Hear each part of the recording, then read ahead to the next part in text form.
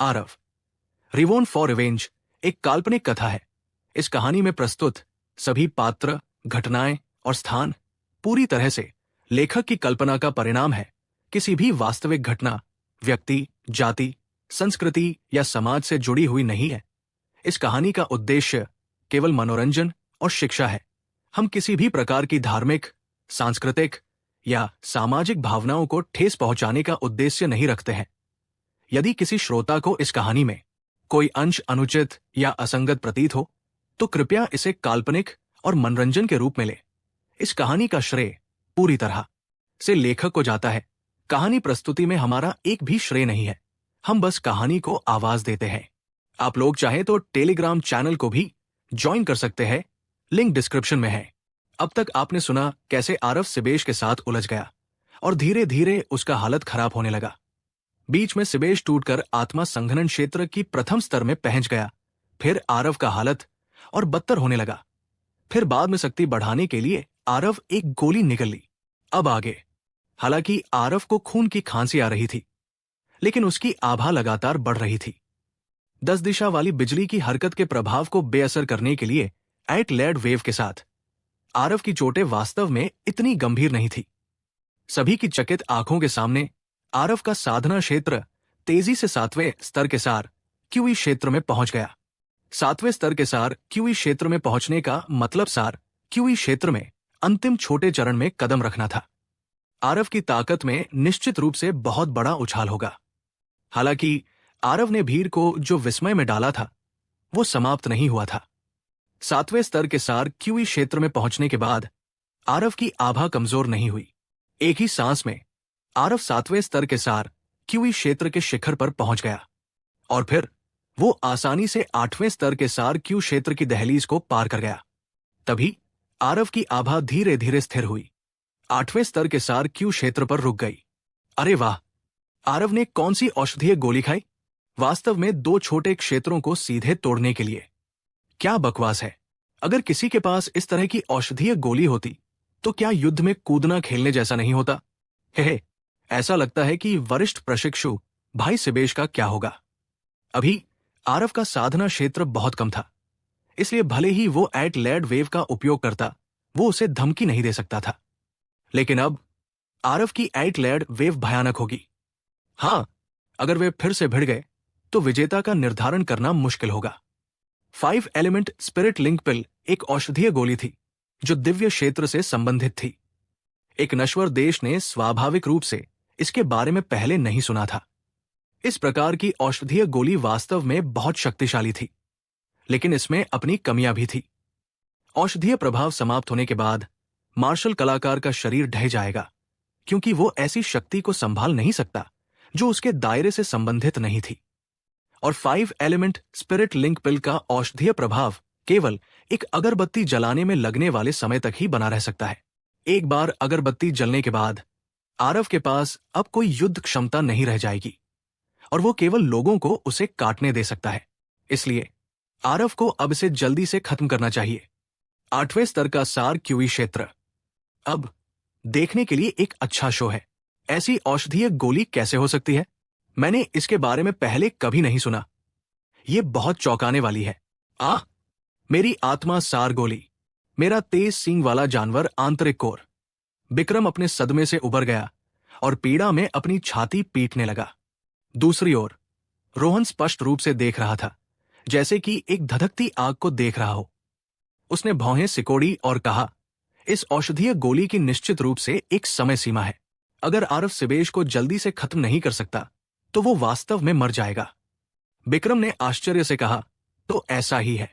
जैसा कि मैंने कहा कि अगर एक औषधीय गोली खाने से 2 छोटे क्षेत्र विकसित हो सकते हैं, तो खेती करने का क्या मतलब है? लेकिन अगर समय सीमा है, फिर भी ये औषधीय गोली बहुत भयानक है। ये वास्तव में युद्ध के लिए, रैंक कूदने के लिए एक आवश्यक औषधीय गोली है। रोहन ने सहमति में कहा, यह सही है। 8वें स्तर का सार क्यूई क्षेत्र 8 लेड वेव के साथ मिलकर आरव के पास अब सिबेश के साथ युद्ध करने के लिए वास्तव में पूंजी है। हालांकि वे दोनों अभी बराबर में हैं। उनमें से कोई भी दूसरे को कुछ नहीं कर सकता। अगर आरव के पास कोई और छिपा हुआ कार्ड नहीं है, जीत की संभावना बहुत अच्छी नहीं है। क्या इसका मतलब ये नहीं है कि आपकी आत्मा सार गोली फिर से मेरी जेब में जाने वाली है? विक्रम राठौर जोर से हंसे। रोहन मुस्कुराया और चुप रहा। दूसरी तरफ झा परिवार के चाचा और भतीजे आरव की हरकतों से बार बार चौंक रहे थे। ये औषधीय गोलियां निश्चित रूप से देवराज द्वारा परिष्कृत नहीं है, अन्यथा समीर भट्ट को बहुत पहले ही राजधानी से बाहर निकाल दिया गया होता। आरव के पीछे निश्चित रूप से एक अत्यंत शक्तिशाली कीमियागर है, प्रकाश झा ने उदास होकर कहा। रोहित झा का चेहरा भी अच्छा नहीं लग रहा था। अगर ऐसा है तो क्या हमें बर्तन बचाने के लिए चूहे को नहीं छोड़ना पड़ेगा? क्या होगा अगर? क्या होगा? कुछ नहीं। चाहे वो कीमियागर कितना भी शक्तिशाली क्यों न हो, क्या वो 10 राज्य संगठन साम्राज्य से अधिक शक्तिशाली हो सकता है? 10 राज्य संगठन साम्राज्य में हमारे झा परिवार की शक्ति के साथ हमें भड़काने की हिम्मत कौन कर सकता है? प्रकाश झा ने रोहित झा की बात को सीधे बीच में ही काटते हुए कहा। दूसरे चाचा समझदार है। चूंकि उस कीमियागर ने उन्हें ग्रेट मार्शल अकादमी में प्रवेश करने दिया, इसलिए अगर आरव को अकादमी के नियमों का उल्लंघन करने के लिए मौत की सजा दी जाती है तो उनके पास कहने के लिए कुछ नहीं होगा। यह दुनिया हमेशा ताकत से चलती आई है। जब तक हम काफी ताकतवर हैं, तब तक उसे मारना मतलब वो मर जाएगा। वो हमारा क्या कर सकता है? एक कीमियागर की ताकत इतनी महान नहीं होती, इसलिए वो कीमिया किंग होने पर भी क्या कर सकता है? क्या अब तुम समझ गए? प्रकाश ने पूछा। तभी नीचे आरव ने अपने मुंह के कोने से खून पोंछा और ठंडी मुस्कान दी। सिबेश का चेहरा उतर गया, लेकिन वो जिद्दी बना रहा और उसने कहा, ये खेती के दायरे में सिर्फ एक अस्थायी वृद्धि है, आकर्षक लेकिन बिना पदार्थ के। इसका क्या उपयोग है? ये आकर्षक है या नहीं, बिना पदार्थ के, क्या तुम कोशिश करने के बाद नहीं जान पाओगे? आरव ने तिरस्कारपूर्वक सिबेश की ओर अपनी उंगली घुमाई, इस तथ्य को एक तरफ रखते हुए कि तुम एक नकली 8वें स्तर का सार क्यूई क्षेत्र हो। तुम असली 8वें स्तर के सार क्यूई क्षेत्र में होने पर भी क्या कर सकते हो?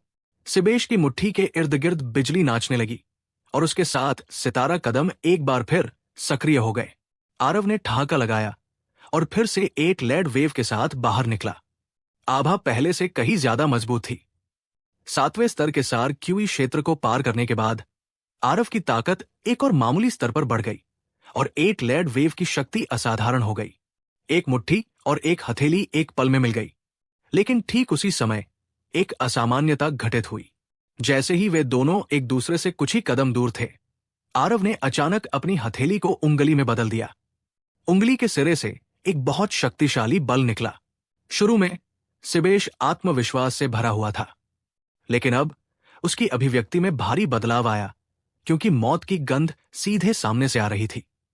वो आरव की उंगली के सिरे से अदृश्य शक्ति के आतंक को महसूस कर सकता था। भले ही वो क्षेत्र बड़ा नहीं था, लेकिन बल का वो छोटा दायरा अतुलनीय रूप से शक्तिशाली था। लेकिन इस समय उसकी गति पहले ही सीमा तक पहुंच चुकी थी और पैंतरेबाजी करने की कोई गुंजाइश नहीं थी। दोनों के बीच दूरी बहुत कम थी। पलक झपकाने का भी समय नहीं था। सिबेश अपनी पूरी ताकत से इस उंगली से बचना चाहता था, लेकिन वो अपने शरीर की प्रतिक्रिया से ऐसा नहीं कर सका। आरव ने बहुत पहले ही समय की सही गणना कर ली थी और उसने सिबेश को चाल बदलने का समय नहीं दिया। उसका लक्ष्य मारना था, न कि युद्ध करना। वो सिबेश को चीजों को पलटने का मौका कैसे दे सकता था? सिबेश की सुरक्षात्मक सार ऊर्जा कागज की तरह छेद दिया गया। अदृश्य शक्ति ने सिबेश की मुट्ठी को तुरंत भेद दिया, लेकिन गति कम नहीं हुई, क्योंकि ये सीधे उसके दिल में घुस गई। सिबेश का शरीर कमजोर होकर जमीन पर गिर गया।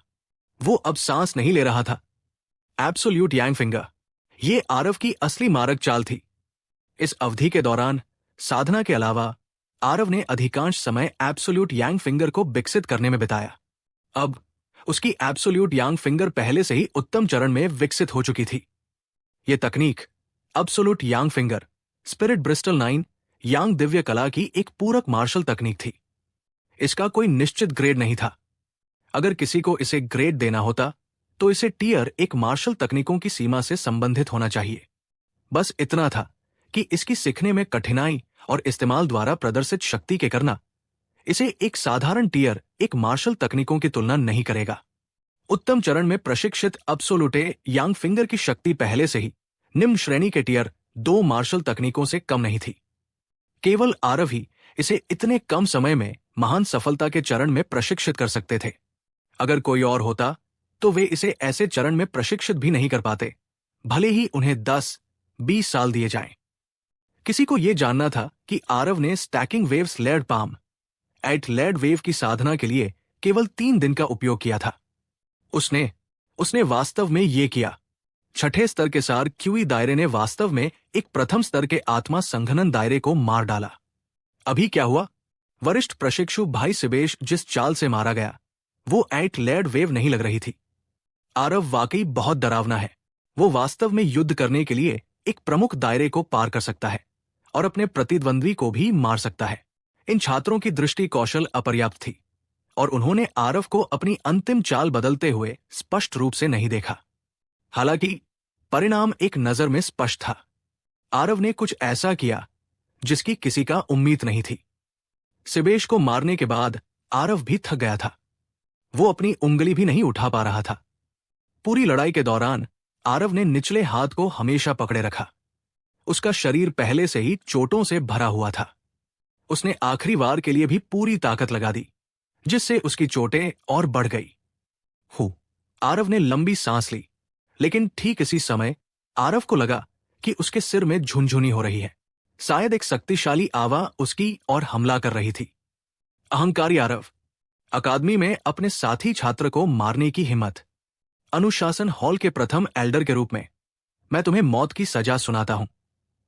अचानक एक ऊंची आवाज सुनाई दी, जिसने एक बार फिर सभी की नसों को कस दिया, जो अभी अभी ढीली हुई थी। यह दहाड़ बहुत अप्रत्याशित थी।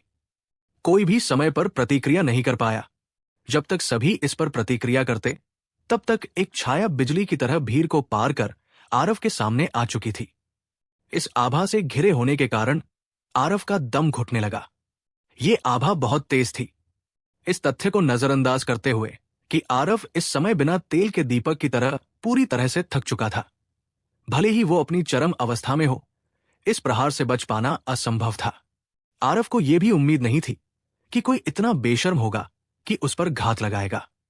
क्या यह हो सकता है एक पूर्व कीमिया सम्राट इस तरह से इतनी बुरी तरह से मर जाएगा? वास्तव में आरव ने पहले से ही सब कुछ योजना बना लिया था। भले ही उसने किसी को मार दिया हो, उसे कम से कम मृत्युदंड दिए जाने से पहले उच्च स्तरीय परीक्षण से गुजरना होगा। और इस सब के दौरान उसके लिए चीजों को बदलने का समय था। कौन सी शक्ति उसे सिर्फ उसकी कीमिया और युद्ध कौशल के आधार पर नहीं खींचना चाहेगी? हालांकि चाहे आरव ने कितनी भी गणना की हो, उसने ये उम्मीद नहीं की थी कि सिबेश को मारने के ठीक बाद इतना शक्तिशाली प्रतिद्वंद्वी उस पर छिपकर हमला करने के लिए घात लगाए बैठा होगा। आरव ने सोचा था अकादमी में उसका सबसे बड़ा दुश्मन सागर था। वो पहले से ही छठे स्तर के सार क्यूई दायरे में घुस चुका था, इसलिए अगर वो बाहर कूद भी जाता तो वो उसे आसानी से कुचल सकता था। अनुशासन हॉल का पहला एल्डर कौन था? आरव उसे जानता भी नहीं था। किसने सोचा होगा कि वो उसके प्रति इतनी बड़ी हत्या की मंशा रखेगा और सीधे मारने के लिए हमला करेगा? आरव जानता था कि वो उसका मुकाबला नहीं कर सकता और उसने पहले ही मौत का इंतजार करने के लिए अपनी आंखें बंद कर ली थी। आरव को अपनी आंखें बंद करके मौत का इंतजार करते देख अनजाने में प्रकाश झा के मुंह के कोने पर एक क्रूर मुस्कान चमक उठी। उसने जो समय चुना वो एकदम सही था। ठीक उसी समय जब हर कोई आरव की ताकत से दंग था, उसने तुरंत ही अपना हमला शुरू कर दिया ताकि दूसरे लोगों को प्रतिक्रिया देने का मौका न मिले। अनुशासन हॉल के पहले एल्डर के रूप में प्रकाश झा पहले से ही क्रिस्टल फॉर्मेशन दायरे के आधे कदम पर था। क्या आरव को पकड़ना आसान नहीं था, जो पहले से ही बिना तेल के दीपक की तरह था? एक शेर खरगोश का शिकार करते समय अपनी पूरी ताकत लगा देता है। प्रकाश झा इस तर्क पर बहुत स्पष्ट था, इसलिए उसने इस प्रहार के लिए अपनी पूरी शक्ति का इस्तेमाल किया। वो आरव से बस कुछ ही कदम दूर था। कई लोगों ने अपनी आंखें बंद कर ली, जैसे कि वे आरव का खून हर जगह बिखरते हुए नहीं देखना चाहते थे। आखिरकार वो एक उभरता हुआ प्रतिभाशाली व्यक्ति था। हर कोई पहले से ही पुष्टि कर सकता था कि अगर आरव को पर्याप्त समय दिया जाता तो वो जल्द ही रोहन तलवार से आगे निकल जाता। अब ऐसा प्रतिभाशाली व्यक्ति इतनी जल्दी गिरने वाला था। प्रकाश झा बहुत तेज था और पलक झपकते ही आरव के सामने आ गया। लेकिन ठीक उसी समय एक और असामान्य घटना घटित हुई। आरव को अचानक पीछे से एक तेज आंधी आती हुई महसूस हुई। जब तक वो प्रतिक्रिया दी, तब तक एक छाया उसके पीछे से गुजर चुकी थी। धमाका! एक भयंकर टक्कर हुई जो आरव और सिबेश के बीच हुई लड़ाई से कई गुना ज्यादा जोरदार थी। आरव भी इस अचानक परिवर्तन से चकित था, लेकिन ये उसके लिए चकित होने का समय नहीं था। वो उन दोनों के सबसे करीब था, इसलिए उसे जो प्रभाव मिला वो स्पष्ट रूप से सबसे बड़ा था। एक बड़ा विस्फोट हुआ। भले ही उस आकृति ने आरव को हमले के अधिकांश भाग को झेलने में मदद की, लेकिन आफ्टरशॉक अभी भी बहुत शक्तिशाली था। कुछ और करने का समय नहीं होने पर आरव ने तेजी से अपनी सुरक्षा कवच उठाया। पुफ! आरव शॉकवेव से उड़ गया और बीच हवा में ही खून का एक और कौर थूक दिया। आधे कदम के क्रिस्टल फॉर्मेशन दायरे का पूरा शक्तिशाली झटका हमले के अधिकांश भाग के बेअसर होने के बावजूद वर्तमान आरव के लिए पर्याप्त शक्तिशाली था। आरव जमीन पर भारी होकर गिर गया और उसके आंतरिक अंग हिल गया, जिससे वो पीड़ा में पड़ गया। वो आकृति भी बहुत पीछे गिर गई। 20 से अधिक कदम पीछे जाने के बाद ही वो स्थिर हो पाई। पफ! उस आकृति ने भी खून का एक कौर थूक दिया। ये स्पष्ट था कि उसे अंदरूनी चोटें भी लगी थी। लेकिन प्रकाश झा बिना हिले डुले वही खड़ा रहा। कोई भी देख सकता था कि उसकी ताकत कितनी अधिक थी। लेकिन इस समय प्रकाश झा उस आकृति को बहुत गंभीर चेहरे से देख रहा था। ये कोई और नहीं, एल्डर सोमेश थे। सोमेश, तुम वाकई अपने वरिष्ठ का विरोध करने की हिम्मत कर रहे हो? क्या तुम्हें लगता है कि मेरा अनुशासन कक्ष सिर्फ सजावट के लिए है? प्रकाश झा ने गहरी आवाज में पूछा। अब जाकर आरव ने उस आकृति को स्पष्ट रूप से देखा। ये वास्तव में एल्डर सोमेश था। लेकिन एल्डर सोमेश ने उसकी मदद क्यों की? इस प्रहार से अंदाजा लगाया जा सकता है कि एल्डर सोमेश की ताकत प्रकाश झा की ताकत से एक स्तर कम थी। उसने इस प्रहार के लिए बहुत बड़ा जोखिम उठाया। आरव भ्रमित होने से खुद को रोक नहीं सका। हालांकि वो भावुक भी था। अगर एल्डर सोमेश ने हिम्मत करके खुद को आगे नहीं बढ़ाया होता, तो वो पहले ही एक लाश बन चुका होता।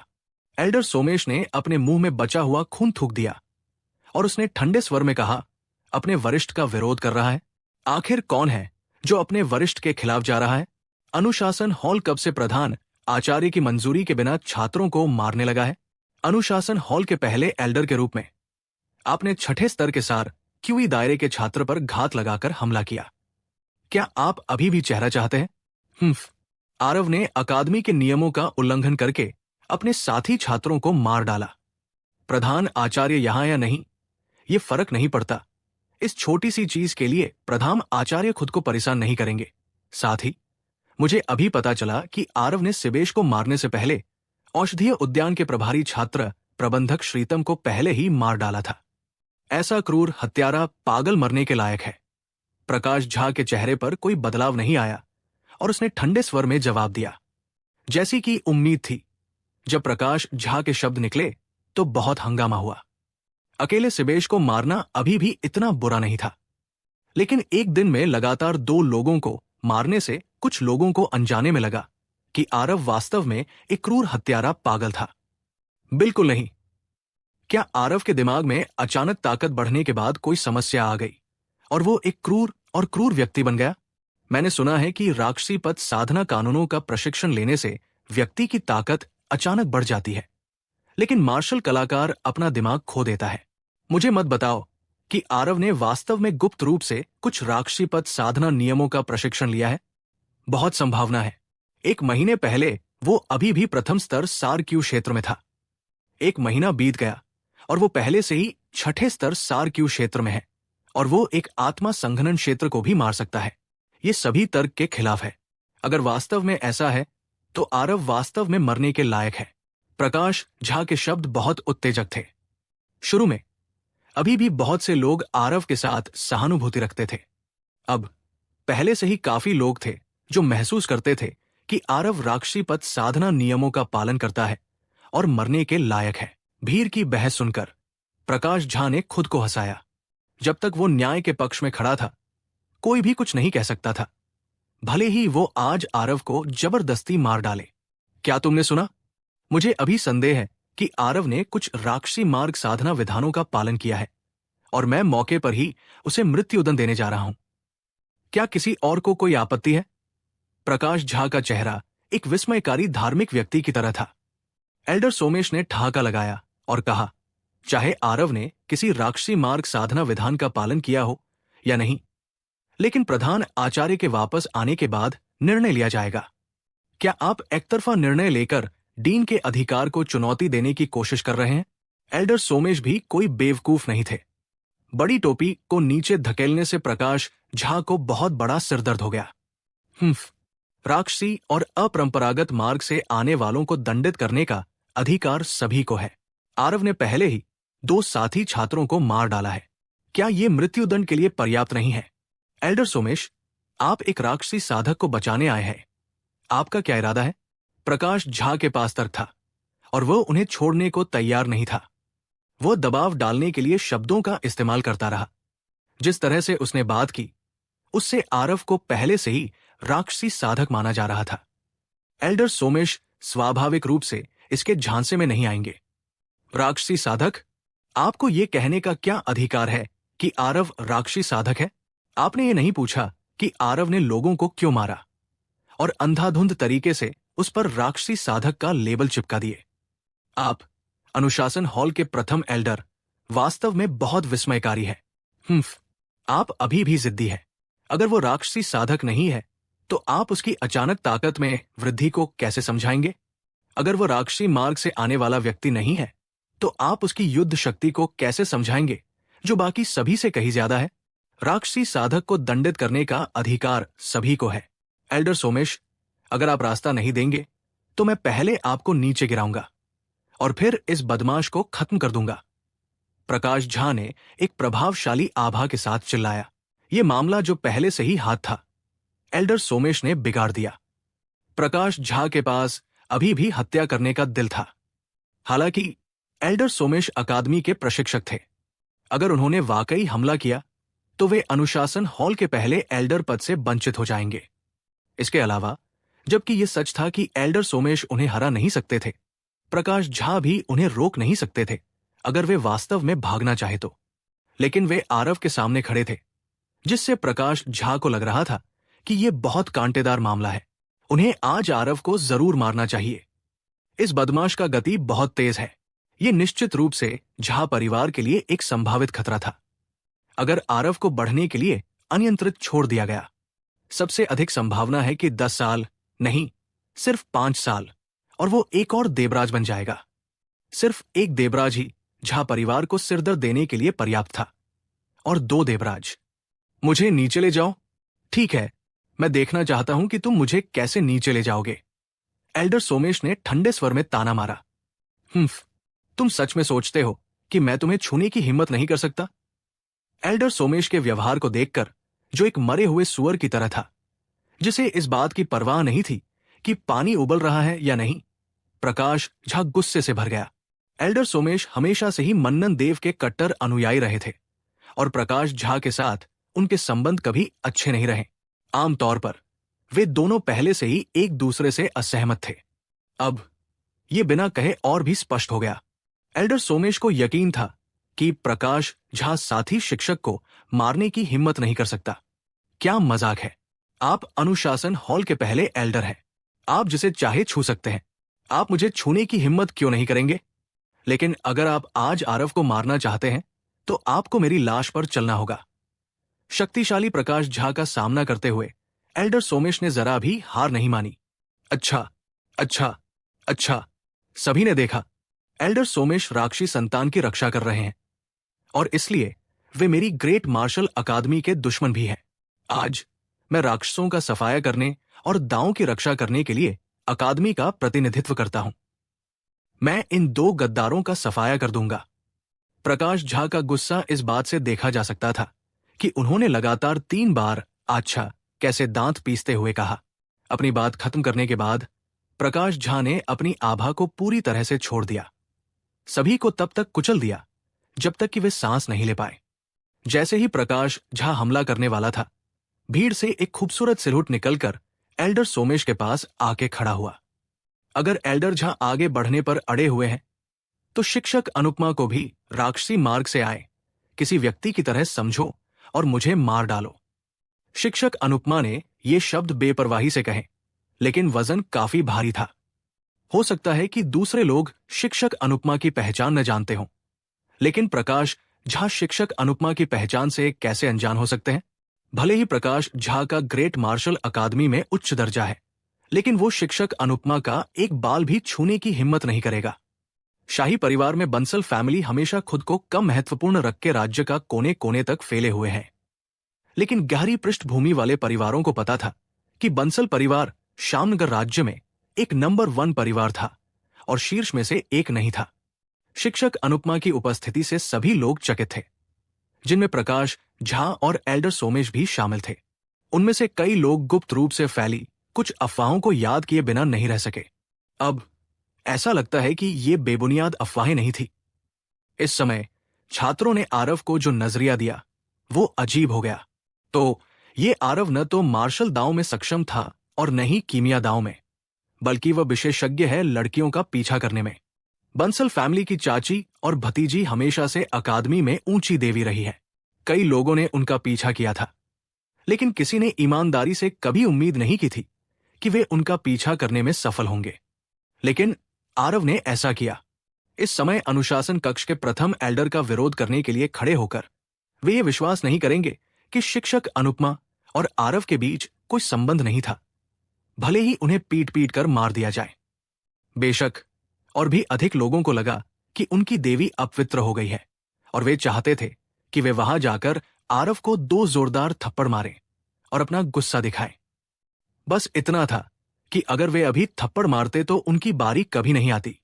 शिक्षक अनुपमा ने पीछे मुड़कर आरव को देखा, जो जमीन पर पड़ा था और हिल नहीं पा रहा था।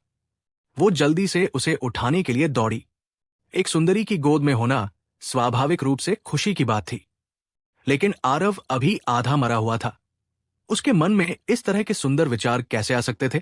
सिर्फ इतना कि शिक्षक अनुपमा के शरीर से आती हल्की खुशबू को सूंघकर आरव ने खुद को संभाला। शिक्षक अनुपमा ने भौहें सिकोड़ते हुए पूछा, क्या तुम ठीक हो? आरव ने कड़वी हंसी हंसते हुए कमजोरी से कहा, क्या मैं आपको ठीक लग रहा हूं?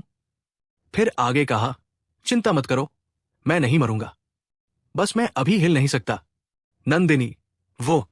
शिक्षक अनुपमा ने एक बार फिर अपनी भौहें सिकोड़ी। तुम पहले से ही ऐसे हो और तुम अभी भी अपनी छोटी नौकरानी के बारे में चिंतित हो। वो कैसी है? आरव ने शिक्षक अनुपमा के लगातार पूछने को टाल दिया।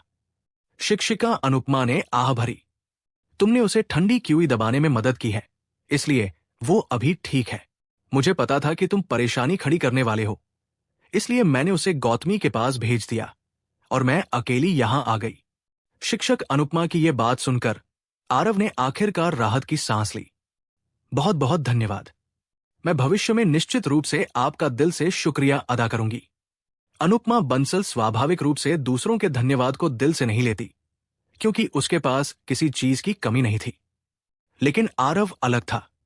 सिर्फ इस तथ्य ने कि वो चौथे स्तर के सार क्यूई दायरे में पार्लो के ग्रेड टियर 2 औषधीय गोलियों को परिष्कृत कर सकता था, उसके धन्यवाद को अमूल्य बना दिया। मैंने तुमसे कहा था कि खिलवाड़ मत करो, और तुम बस सुनते ही नहीं। एक सज्जन व्यक्ति के लिए अपना बदला लेने के लिए 10 साल देर नहीं होती। जल्दी क्या है? अब तुमने लगभग अपना जीवन बर्बाद कर दिया। क्या तुम अभी संतुष्ट है? शिक्षक अनुपमा ने धन्यवाद के बारे में कुछ नहीं कहा, बल्कि बड़बड़ाने लगी। हालांकि ये शब्द बड़बड़ाने की तरह नहीं लग रहे थे, बल्कि एक छोटी सी पत्नी की चिंता की तरह लग रहे थे। हाँ, 10 साल देर नहीं है। मैं 1 सेकंड भी इंतजार नहीं कर सकती। अगर मुझे उनके जैसे छोटे किरदार के लिए 10 साल इंतजार करना पड़े, तो मैं दूसरे लोगों के लिए क्या करूं? शिक्षक अनुपमा आरव के शब्दों के पीछे का अर्थ समझ नहीं पा रही थी, लेकिन इस समय आरव की आंखें बहुत जटिल थी। ये एक बूढ़े व्यक्ति की तरह था, जिसने जीवन के कई उतार चढ़ाव देखे थे, न कि एक 15 वर्षीय युवा की तरह। आखिर उसने क्या क्या झेला? उसकी आंखें इतनी उदास कैसे हो सकती हैं? शिक्षक अनुपमा अनायास ही इस बारे में सोचने लगी, लेकिन आरव पहले ही संभल गया और बोला, मेरे पास ठीक होने की दवाइयां हैं, मैं अभी हिल नहीं सकता। क्या आप मुझे उन्हें लेने में मदद कर सकते हैं? नहीं, शिक्षक अनुपमा सहज रूप से मना करना चाहती थी, लेकिन आरव की वर्तमान स्थिति के बारे में सोचकर वो झिझक गई। शिक्षक अनुपमा ने अपने अमूल्य शरीर से कब किसी पुरुष के शरीर को छुआ था? बीच में कपड़े भी हों तो नहीं। आह, भूल जाओ, मैं खुद कर लूंगी। ये कहने के बाद आरव ने उसकी छाती को छूने के लिए हाथ बढ़ाया और जैसे ही उसने संपर्क किया, दर्द से कराह उठी। शिक्षक अनुपमा ने जल्दी से कहा, ठीक है, मैं कर लूंगी।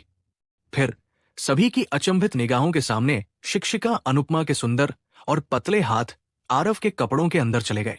आह, मेरी देवी, क्यों? क्या तुम चाहती हो कि लोग मर जाएं? मत करो शिक्षक अनुपमा, जल्दी से उस आदमी को छोड़ दो, मुझे करने दो। हर कोई अपने दिल में चिल्ला रहा था, लेकिन ये सब बेकार था। शिक्षक अनुपमा ने औषधीय गोलियों की एक बोतल निकालने से पहले कुछ देर इधर उधर टटोला। उसका चेहरा इस समय चुकंदर की तरह लाल था, जैसे वो शराब के नशे में हो। क्या यह है? शिक्षक अनुपमा ने लाल चेहरे से पूछा। बस, बोतल में अभी भी 5 औषधीय गोलियां हैं, पीली वाली ले लो और मुझे दे दो, आरव ने निर्देश दिया। शिक्षक अनुपमा द्वारा सभी गोलियां बाहर निकालने के बाद अंदर केवल एक पीली औषधीय गोली बची थी। फिर उसने गोली ली और आरव को खिला दी। औषधीय गोली खाने के बाद आरव का चेहरा, जो कागज की तरह पीला था, धीरे धीरे गुलाबी हो गया। ठीक है, मुझे उठाने में मदद करो, मैं औषधीय प्रभावों को परिष्कृत करना चाहता हूं। तुम पहले से ही इतनी तेजी से ठीक होने लगे हो। हालांकि शिक्षक अनुपमा जानती थी कि आरव को सामान्य ज्ञान से नहीं आंका जा सकता, फिर भी वो बहुत हैरान थी। उसने पहले कभी ऐसी औषधीय गोली नहीं देखी थी जिसका इतना तत्काल प्रभाव हो। आरव ने अपना सिर हिलाया और औषधीय प्रभावों को परिष्कृत करना शुरू कर दिया। आरव की चोटों को तेजी से ठीक होते देखने के बाद ही शिक्षक अनुपमा को राहत महसूस हुई। वो खड़ी हुई और प्रकाश झा से बोली, एल्डर प्रकाश, अनुशासन सभा में न्याय शब्द पर सबसे अधिक जोर दिया जाता है, लेकिन आज की कार्रवाई न्याय को विफल कर रही है और जनता के दिलों को भी विफल कर रही है। शिक्षक अनुपमा को आरव के साथ इस तरह से बात करते देखकर प्रकाश झा पहले तो बहुत नाराज हुआ, जैसे कोई और आसपास ही न हो, लेकिन वो शिक्षक अनुपमा की पहचान को लेकर बहुत भयभीत था, इसलिए उसने कोई कदम नहीं उठाया। अब जबकि शिक्षिका अनुपमा उसे सार्वजनिक रूप से फटकार रही थी, तो स्वाभाविक रूप से प्रकाश झा अब और चुप रहने का नाटक नहीं कर सकता था। ये बूढ़ा आदमी शैतानों का सफाया कर रहा है और न्याय का रक्षा कर रहा है। मैं न्याय को कैसे विफल कर सकती हूं? शिक्षक अनुपमा इस शैतान के झांसे में थोड़ी देर के लिए ही आई है, इसलिए आप खुलेआम उसका बचाव कर रहे हैं। आप अभी तक पीछे क्यों नहीं हट रहे हैं? अन्यथा अगर मैं बाद में गलती से शिक्षक अनुपमा को घायल कर दूं तो मुझे दोष मत देना, प्रकाश झा ने कहा। यह भी इसलिए था क्योंकि प्रकाश झा शिक्षक अनुपमा की स्थिति के बारे में घबराहट से भरा हुआ था, इसलिए उसके शब्द सावधानी से भरे हुए थे। अगर कोई और ऐसा करता जो शिक्षक अनुपमा ने अभी किया, तो वो निश्चित रूप से पहले ही हिंसक हो गया होता। हालांकि शिक्षक अनुपमा को इस बारे में कोई संदेह नहीं था। मैं इस मामले के लिए घटनाओं के अनुक्रम के बारे में सब जानता हूं। हालांकि आरव के काम करने का तरीका उचित नहीं था, लेकिन वास्तव में इस पूरे मामले के पीछे एक कारण था। क्या एल्डर प्रकाश के पास उसे अंधाधुंध तरीके से खत्म करने के लिए स्वार्थी इरादे हैं? शिक्षक अनुपमा के शब्दों ने सभी की जिज्ञासा को जगा दिया। अकादमी में लोगों को सार्वजनिक रूप से मारने की किसी को हिम्मत किए हुए कई साल हो चुके थे। आखिर लिन तियानचेंग और श्रीतम ने आरव को इस कदम के लिए मजबूर करने के लिए क्या किया? क्या मजाक है? आरव ने अकादमी के नियमों का उल्लंघन किया और लगातार 2 लोगों को मार डाला। इस बूढ़े आदमी को संदेह है कि वह राक्षसी मार्ग से आया हुआ कोई व्यक्ति है और उसे मारने के लिए आगे बढ़ा। आपको ये कौन सा स्वार्थी इरादा लगता है? प्रकाश झा के पास स्वाभाविक रूप से स्वार्थी इरादे थे, लेकिन वो लगातार बना रहा। हालांकि शिक्षक अनुपमा ने अपनी अभिव्यक्ति को बदले बिना बेपरवाही से जारी रखा। जब इतने सारे लोगों के सामने कुछ बातें उजागर होती हैं, तो कुछ बातें निरर्थक हो जाती हैं। जब शिक्षक अनुपमा के शब्द निकले तो प्रकाश झा चौंक गए। उन्हें हमेशा से लगता था कि शिक्षिका अनुपमा एक कीमियागर है और उन्हें अन्य चीजों की परवाह नहीं है। कौन सोच सकता था कि उनका दिल एक चमकीले दर्पण की तरह साफ है। ये लड़की वास्तव में उसके विचारों को समझने में इतनी चतुर थी। ऊपरी तौर पर लोगों को लगता है सुगंधित औषधि मंडप और भट्ट परिवार औषधि मंडप एक दूसरे के साथ भीड़ रहे हैं, लेकिन वास्तव में ये अभी भी झा परिवार था जो अंधेरे में शर्मा परिवार के साथ मारपीट कर रहा था। आरव के उदय ने प्रकाश झा को एक बहुत बड़ा खतरा महसूस कराया, इसलिए उसने सीधे हत्या करने के लिए हमला किया। ये बातें मामलों में शामिल लोगों को अजीब नहीं लगी, लेकिन मामले से बाहर के लोगों के लिए इन बातों को आपस में जोड़ना बहुत मुश्किल था।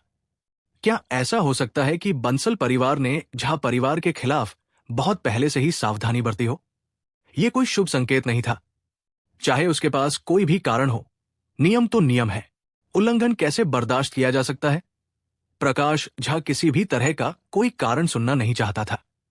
नियमों के अनुसार लोगों की हत्या करने के बाद आरव को अस्थायी रूप से हिरासत में ले लिया जाना चाहिए था और अंतिम निर्णय लेने के लिए प्रधान आचार्य और एल्डर्स काउंसिल पर छोड़ दिया जाना चाहिए था। क्या एल्डर प्रकाश लोगों को सीधे मारकर नियमों का उल्लंघन नहीं कर रहा है? मुझे आश्चर्य है कि अकादमी के नियमों के अनुसार इसके लिए क्या सजा है। शिक्षिका अनुपमा ने जरा भी हार नहीं मानी। ग्रेट मार्शल अकादमी के नियम केवल छात्रों पर ही लागू नहीं थे, डीन और बड़ों को भी इसी तरह कई प्रतिबंधों का सामना करना पड़ता था। अकादमी के नियमों के अनुसार अनुशासन हॉल के प्रथम एल्डर के रूप में बिना अनुमति के लोगों को मारना प्रथम एल्डर के पद को छीनना था। बेशक प्रधान आचार्य महान मार्शल अकादमी में सर्वोपरि अस्तित्व था। प्रकाश झा हताश हो गया। ये छोटी लड़की हर तरह से उसका विरोध करती रही और अब वो वास्तव में रिवर्स चेकमेट था। ऐसा लग रहा था कि अब आरव को मारना असंभव था, लेकिन उसके विचार घूम गए और वो एक और योजना लेकर आया। चूंकि आप कहते हैं कि मैं नियमों के अनुसार काम नहीं कर रहा हूं, तो ठीक है, मैं अभी नियमों के आधार पर काम करूंगा। पुरुषों, आरव को पहाड़ के पीछे असेंबली हॉल में ले जाओ। दोनों डिप्टी डीन और सभी बड़ों को संयुक्त सुनवाई के लिए असेंबली हॉल में आने के लिए सूचित करें। प्रकाश झा ने अचानक अपना सुर बदल दिया। शिक्षक अनुपमा ने भौहें सिकोड़ी और मन ही मन सोचा कि इस प्रकाश झा से निपटना वाकई मुश्किल है। ऐसा लगता है कि वो आज आरव को मौत की सजा सुनाने पर आमादा था। वो प्रकाश झा के अनुरोध को अस्वीकार नहीं कर सकती थी, अन्यथा ये वास्तव में एक राक्षसी संतान की रक्षा करने जैसा हो जाता। अकादमी के नियमों के अनुसार प्रधान आचार्य के न होने पर एल्डर्स काउंसिल मिलकर महत्वपूर्ण मामलों का फैसला कर सकती थी, लेकिन वास्तव में भले ही प्रधान आचार्य मन्नन देव अकादमी में थे, लेकिन एल्डर्स काउंसिल ही अकादमी के मामलों पर ज्यादातर समय फैसला लेती थी। मन्नन देव शायद ही कभी सबके सामने अपना चेहरा दिखाते थे। प्रकाश झा के आदेश पर अनुशासन हॉल के 2 छात्र आरव को हिरासत में ले गए और पहाड़ के पीछे असेंबली हॉल की ओर चल पड़े। आरव की आंखें अचानक खुल गई और उसने ठंडे स्वर में कहा, मेरे पास चलने के लिए अपने पैर हैं, चले जाओ। अनुशासन हॉल के 2 छात्रों की ताकत सिबेश से भी कम थी। हालांकि वे जानते थे कि वो पहले से ही अपनी उड़ान के अंत में एक तीर था, फिर भी आरव के गुस्से को देखकर वे डर के मारे वहीं रुक गए। उसके ऐसा कहने के बाद आरव उठ खड़ा हुआ। उसकी गतिशीलता में पहले से ही कोई समस्या नहीं थी। इस दृश्य ने सभी को एक बार फिर अचंभित कर दिया। किस तरह की रिकवरी दवा का इतना तुरंत असर हो सकता है? आरव वाकई बहुत भाग्यशाली था कि उसने ये अनसुनी गोलियां ली और उन्हें कैंडी की तरह खाया। वो बस एक कॉकरोच की तरह था जो कभी नहीं मरेगा। बेशक वे इस बात से अनजान थे कि आरव कभी कीमिया सम्राट था। अगर एक कीमिया सम्राट कैंडी की तरह पार्लोकिक ग्रेड की गोलियां नहीं खा सकता, तो आरव कीमिया सम्राट का नाम के लायक नहीं होगा। अहंकारी, तुम अभी पापी हो। तुम्हें अपने आप चलने की अनुमति किसने दी? जब प्रकाश झा ने देखा कि आरव अभी भी इतना घमंडी होने की हिम्मत कर रहा है, तो वो गुस्से से भर गया। आरव ने प्रकाश झा को ठंडी निगाह से देखा। मैं इसे याद रखूंगा, तुम बूढ़े। मैं आरव आज की नाराजगी को भविष्य में 100 गुना चुकाऊंगा। मैं निश्चित रूप से 1 साल के भीतर तुम्हारा सिर काट दूंगा। जब ये शब्द निकले तो भीड़ दंग रह गई। 1 साल? आधे कदम के क्रिस्टल फॉर्मेशन दायरे के शक्तिशाली व्यक्ति का सिर काट दो, ये पूरी तरह से एक कल्पना थी। इस आरव में हत्या करने की ऐसी मंशा है। उसने वास्तव में कुछ राक्षसीपद साधना कानूनों की खेती की है ना? बकवास। क्या तुमने शिक्षक अनुपमा को नहीं सुना? निश्चित रूप से इस बारे में आंखों से मिलने वाली बातों से कहीं ज्यादा है। नजरिया बदलो। अगर कोई तुम्हें एक हथेली से लगभग मार डाले तो क्या तुम्हारी हत्या करने की मंशा बहुत बड़ी होगी या नहीं? ओह, ये सच है, लेकिन मैं इस तरह की बकवास करने की हिम्मत नहीं करूंगा। 1 साल के भीतर एल्डर प्रकाश का सिर काटना, ये कैसे संभव है? हाँ, सार ऊर्जा क्षेत्र को पार करना आसान है, लेकिन आत्मा संघनन क्षेत्र में आगे बढ़ना मुश्किल है। सार ऊर्जा क्षेत्र की तुलना में आत्मा संघनन क्षेत्र में एक छोटे क्षेत्र में आगे बढ़ने के लिए आपको हर बार 10 गुना प्रयास करना पड़ता है। फिर भी आपको सफलता पाने के लिए भाग्यशाली अवसरों पर निर्भर रहना पड़ता है। सीनियर अप्रेंटिस भाई रोहन को आत्मा संघनन क्षेत्र में कदम रखे हुए 2 साल हो चुके हैं, है ना? वो आज भी 3rd लेवल स्पिरिट कंडेंसेशन क्षेत्र में ही अटका हुए हैं। आरव एक प्रतिभाशाली व्यक्ति हो सकता है, लेकिन मुझे विश्वास नहीं है कि उसके पास 1 साल के भीतर एल्डर प्रकाश को मारने की ताकत होगी। आखिरकार वो केवल 6ठे स्तर के एसेंस क्यूई क्षेत्र में ही है। हालांकि मुझे भी इस पर विश्वास नहीं है, फिर भी ऐसा लगता है कि आरव ने पहले स्तर के सार क्यूई क्षेत्र से 6ठे स्तर के सार क्यूई क्षेत्र में जाने के लिए केवल 1 महीना बिताया है। वह सभी ने स्वाभाविक रूप से आरव के गर्व भरे शब्दों को मजाक की तरह लिया। आत्मा संघनन दायरे में आगे बढ़ना बहुत मुश्किल है। एक छोटे दायरे को आगे बढ़ाने के लिए आवश्यक सार ऊर्जा की मात्रा बेहद भयावह थी। आरव चाहे कितना भी प्रतिभाशाली क्यों न हो, 1 साल के भीतर आत्मा संघनन दायरे का 9वें स्तर को तोड़ना असंभव था। इसके अलावा आत्मा संघनन क्षेत्र में लड़ाई के लिए रैंक कूदना और भी चुनौतीपूर्ण हो जाएगा। भले ही आरव प्रतिभाशाली था, उसे कम से कम 9वें स्तर के आत्मा संघनन दायरे में प्रकाश झा को हराना था, है ना? क्या उसने प्रकाश झा द्वारा एक हथेली के बाद आत्मा संघनन क्षेत्र के 9वें स्तर के एल्डर सोमेश को खून की उल्टी करते नहीं देखा? दूसरे शब्दों में, आत्मा संघनन क्षेत्र और सार क्यूई क्षेत्र 2 पूरी तरह से अलग स्तर थे। यहां तक कि प्रकाश झा भी स्तब्ध था और वो तुरंत भड़क गया। वो इस बात से नाराज नहीं था कि आरव ने कहा था कि वो उसका सिर काट देगा, बल्कि इसलिए कि उसे डांटा गया था बूढ़ा गधा। प्रकाश झा का अकादमी में बहुत ऊंचा दर्जा था और उसके पास असली ताकत थी। उससे मिलते समय कौन बेइज्जती करेगा? कब से उसकी नाक पर तानकर डांटा गया था बूढ़ा गधा। कमीने, तूने मुझे डांटने की हिम्मत की? गुस्से में प्रकाश झा हमला करना चाहता था, लेकिन ठीक इसी समय आरव ने कुछ ऐसा किया जिससे सबकी आंखें निकल गई। एक छलांग लगाकर वो अनुपमा बंसल के पीछे भागा और मासूमियत से चिल्लाया, शिक्षक अनुपमा, ये बूढ़ा गधा मुझे मारना चाहता है। एक क्षण पहले आरव धार्मिक भावना से भरा हुआ था और लोगों के सिर काटने के बारे में शेखी बघा रहा था, लेकिन अभी वो एक महिला के पीछे छिपा हुआ था। बस एक उच्च दर्जे की बेशर्मी, लेकिन ये कदम वाकई उपयोगी था। चाहे प्रकाश झा के क्रोध की ज्वाला कितनी भी भड़की हो, उसने शिक्षक अनुपमा पर हमला करने की हिम्मत नहीं की। आरव ने बहुत पहले ही इस बात को समझ लिया था। इससे उसे शिक्षक अनुपमा की पहचान के बारे में भी जिज्ञासा हुई। वो निश्चित रूप से एक साधारण प्रशिक्षक की तरह सरल नहीं थी।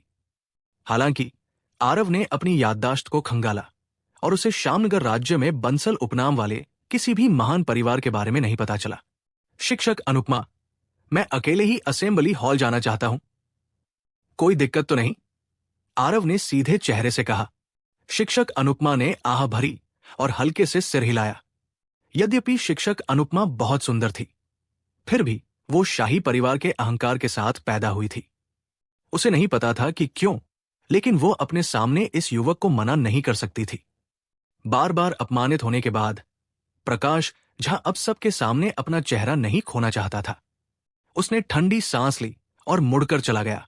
उसे विश्वास था कि वे असेंबली हॉल में जाने की हिम्मत नहीं करेंगे। प्रकाश झा के जाने के बाद आरव ने एल्डर सोमेश को एक गहरा प्रणाम किया। एल्डर सोमेश की जीवन रक्षक कृपा के लिए बहुत बहुत धन्यवाद। एल्डर सोमेश ने अपने हाथों को तिरस्कार पूर्वक हिलाया और सहजता से कहा, मुझे धन्यवाद देने की कोई आवश्यकता नहीं है।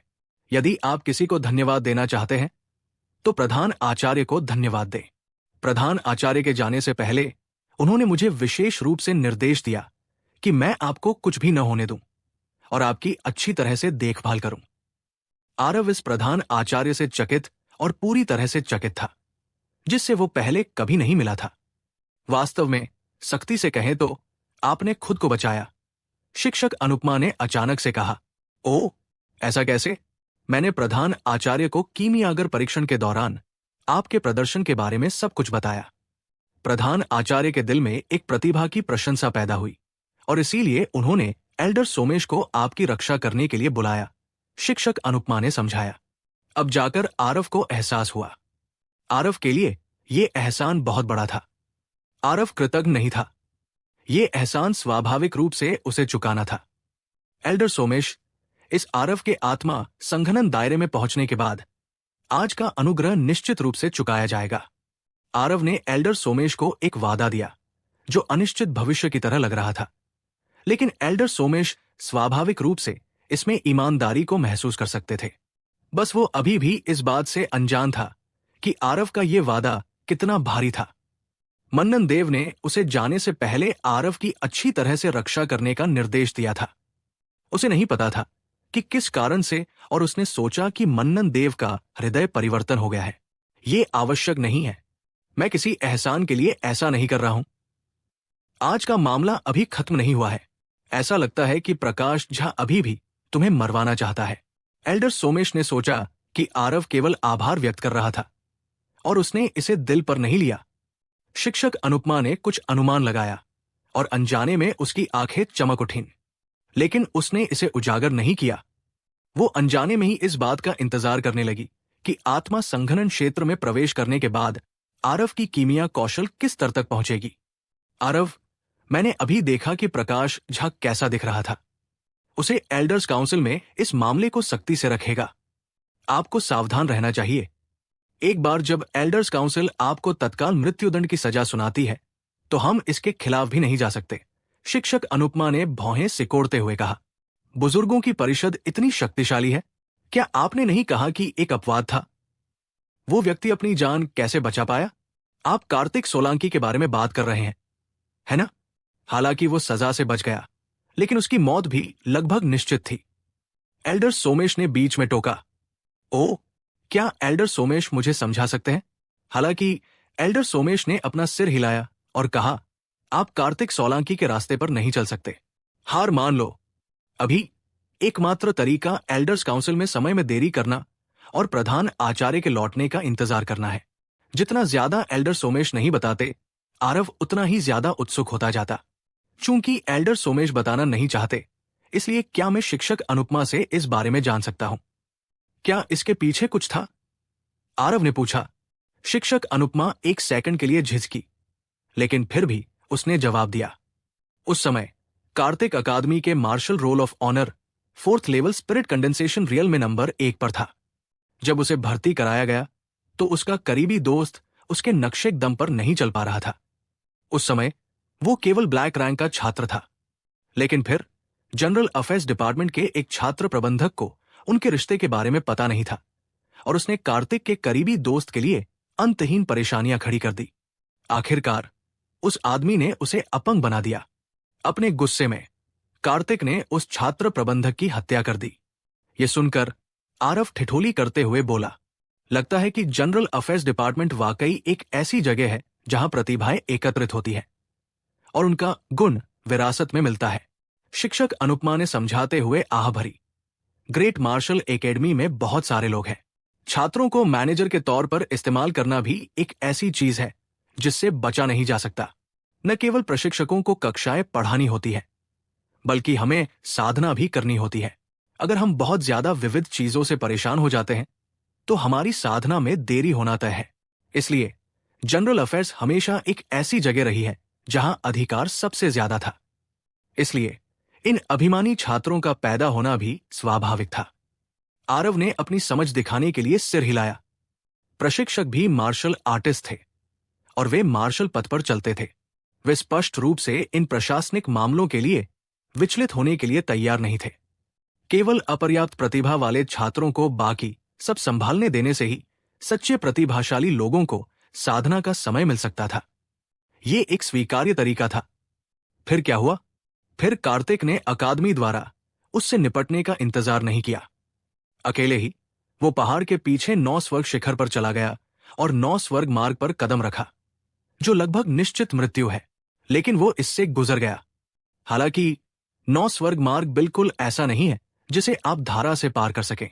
एल्डर सोमेश ने आगे कहा, इसका मतलब है एल्डर काउंसिल मेरे साथ कुछ नहीं कर सकती है जब मैं इस 9 स्वर्ग मार्ग से गुजर जाऊं।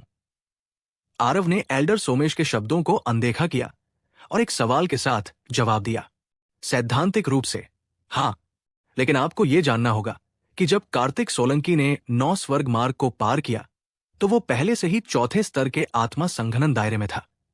ग्रेट मार्शल अकादमी की स्थापना के बाद से कुल 237 लोग हैं जिन्होंने 9 स्वर्ग मार्ग का प्रयास किया है।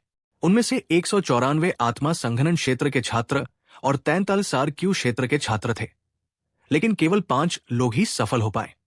इन 10 वर्षों में केवल कार्तिक ही सफल हो पाया। जो छात्र इसमें असफल रहे वे या तो सीधे 9 हेवंस रोड पर मर गए या अपना दिमाग खो बैठे और तब से पूरी तरह पागल हो गए। लेकिन सबसे महत्वपूर्ण बात यह है कि 43 RQ रियल के छात्रों में से कोई भी जीवित नहीं बचा। एल्डर सोमेश भी 9 हेवंस रोड के बारे में बात करते हुए घबरा गए। आखिर 9 हेवंस रोड पर क्या है? एल्डर सोमेश के शब्दों ने आरव के मन को नहीं बदला। कोई नहीं जानता कि 9 हेवंस रोड पर क्या है। ऐसा इसलिए है क्योंकि 9 हेवंस रोड में प्रवेश करने से पहले छात्रों को 9 हेवंस रोड पर मिलने वाली किसी भी जानकारी को कभी न बताने की स्वर्गीय दांव शपथ लेना पड़ता है, एल्डर सोमेश ने समझाया। ओह, दिलचस्प। एल्डर सोमेश, अभी अभी उस बूढ़े का उपनाम झा है, क्या वह झा परिवार से कोई है? आरव ने अचानक पूछा। ये सही है, प्रकाश झा झा परिवार के पारिवारिक नेता हरमन झा का दूसरा भाई है। तो यही मामला है। कोई आश्चर्य नहीं कि उसके मन में मेरे प्रति इतनी गहरी हत्या की मंशा थी। अगर ऐसा है तो मैं जाकर इस 9 स्वर्ग मार्ग को आजमाऊंगा। एल्डर सोमेश आरव की बातों से दंग रह गए। क्या उन्होंने जो इतना समय बातचीत में बिताया वो व्यर्थ गया? एल्डर सोमेश के हाव भाव देखकर आरव मुस्कुराए और बोले, जरा सोचिए एल्डर सोमेश, प्रकाश झा मुझे मरवाना चाहता है। उसके पास निश्चित रूप से एल्डर्स काउंसिल से मुझे मृत्युदंड दिलवाने का कोई तरीका है। अगर ऐसा है तो मैं अपनी मृत्यु की मांग क्यों करूं? मुझे पता है कि एल्डर सोमेश प्रधान आचार्य के वापस आने तक चीजों को खींचना चाहते हैं, लेकिन क्या प्रकाश झा आपकी इच्छा पूरी करेंगे? आरव के विश्लेषण को सुनकर एल्डर सोमेश के हावभाव सख्त हो गए। इन कुछ वर्षों में प्रधान आचार्य सांसारिक विचारों से ऊपर उठकर अलग थलग रहा और अकादमी के अधिकांश मामलों का प्रबंधन नहीं किया, जिससे प्रकाश झा को खालीपन भरने का मौका मिला। एल्डर्स काउंसिल में पहले से ही लगभग अधिकांश लोग उसके ही थे। जैसा कि आरव ने कहा, अब एल्डर्स काउंसिल में जाना मारे जाने से अलग नहीं था, तो 9 स्वर्गों का मार्ग ही मेरे लिए एकमात्र रास्ता है। तभी पहाड़ के पीछे असेंबली हॉल में 6 बुजुर्ग मौजूद थे। प्रकाश झा, 2 उपप्रधान आचार्य और 3 और बुजुर्गों के अलावा ये 6 लोग मन्नन देव के बाद ग्रेट मार्शल अकादमी में सर्वोच्च अधिकारी थे।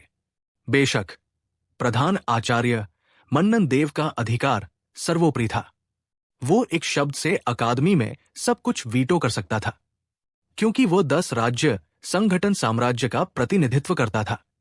एल्डर्स भाइयों, एक अर्थ रैंक का छात्र अकादमी में पूरी तरह से कानून विहीन था और उसने दिनदहाड़े 2 साथी छात्रों की बेरमी से हत्या कर दी। आज मैंने सभी को ये बैठक आयोजित करने के लिए आमंत्रित किया है ताकि हम इस छात्र से कैसे निपटना चाहिए इस पर चर्चा कर सकें। प्रकाश झा ही वो व्यक्ति था जिसने सभी को बुलाया था, इसलिए उसे स्पष्ट रूप से चीजों को उलझाना था। एक अर्थ रैंक का छात्र इतना दुस्साहस करने की हिम्मत करता है, चर्चा करने के लिए क्या है, बस उसे तुरंत मार डालो। ये सुनकर एक उप प्रधान आचार्य भड़क कर बोले, ये सही है, अकादमी के नियमों के अनुसार सहपाठी को मारना मृत्युदंड है। इस बैठक की क्या जरूरत है? एक दूसरे बुजुर्ग ने सहमति में कहा। बुजुर्ग झा, मुझे आश्चर्य है कि ये छात्र कौन है? इस समय दूसरे उपप्रधान आचार्य ने पूछने के लिए अपना मुंह खोला। प्रकाश झा ने उसे नाराजगी से देखा। ये व्यक्ति हमेशा सहयोग नहीं करता, वाकई बहुत परेशान करने वाला है। ग्रेट मार्शल अकादमी में 2 उपप्रधान आचार्य थे, एक मार्शल और एक कीमिया। अभी अभी जिस उपप्रधान आचार्य सहमत हुए थे उनका नाम विनय नागर था, जो मार्शल दांव का उपप्रधान आचार्य थे। सवाल पूछने वाले कीमिया दांव के उपप्रधान आचार्य मेघराज पंडित थे। मेघराज पंडित मन्नन देव के कट्टर अनुयायी थे और साथ ही ऐसे व्यक्ति थे जिन्हें सत्ता संघर्ष पसंद नहीं था। वो ऐसे व्यक्ति थे जो कीमिया दांव का पूरे दिल से अनुसरण करते थे। इसलिए इन सभी वर्षों में उनकी मूल रूप से कोई उपस्थिति नहीं थी। यहां तक कि एल्डर्स काउंसिल में भी उन्होंने अपने मतदान के अधिकार को लगभग त्याग दिया था। आज वो जानबूझकर कोई गलती नहीं ढूंढ रहे थे, वो तो बस सहज रूप से और अधिक जानना चाहते थे। आखिरकार विद्यार्थी महान मार्शल अकादमी के अनमोल संसाधन थे। अगर वे गलती से किसी प्रतिभाशाली व्यक्ति को मार देते तो नुकसान लाभ से अधिक होता। हालांकि साथी विद्यार्थियों को मारना अनिवार्य रूप से मृत्युदंड था। फिर भी वो ये पता लगाना चाहते थे कि क्या हो रहा है। कौन जानता था कि श्यामनगर की महान मार्शल अकादमी में दूसरा कार्तिक सोलंकी प्रकट होगा। इस विद्यार्थी का नाम आरव है, जो पूरी तरह से पागल है।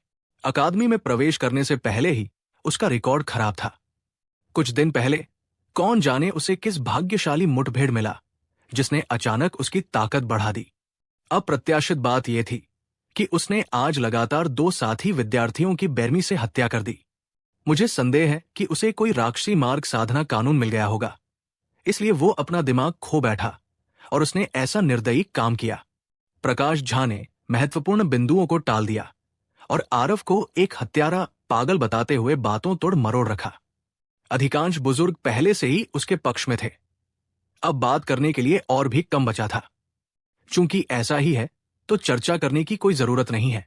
जब वो असेंबली हॉल में पहुंचे तो उसे सीधे मौत की सजा सुना दो। विनय नगर ने बेपरवाही से कहा। उप प्रधान आचार्य के तौर पर उनके शब्दों का एक खास वजन था।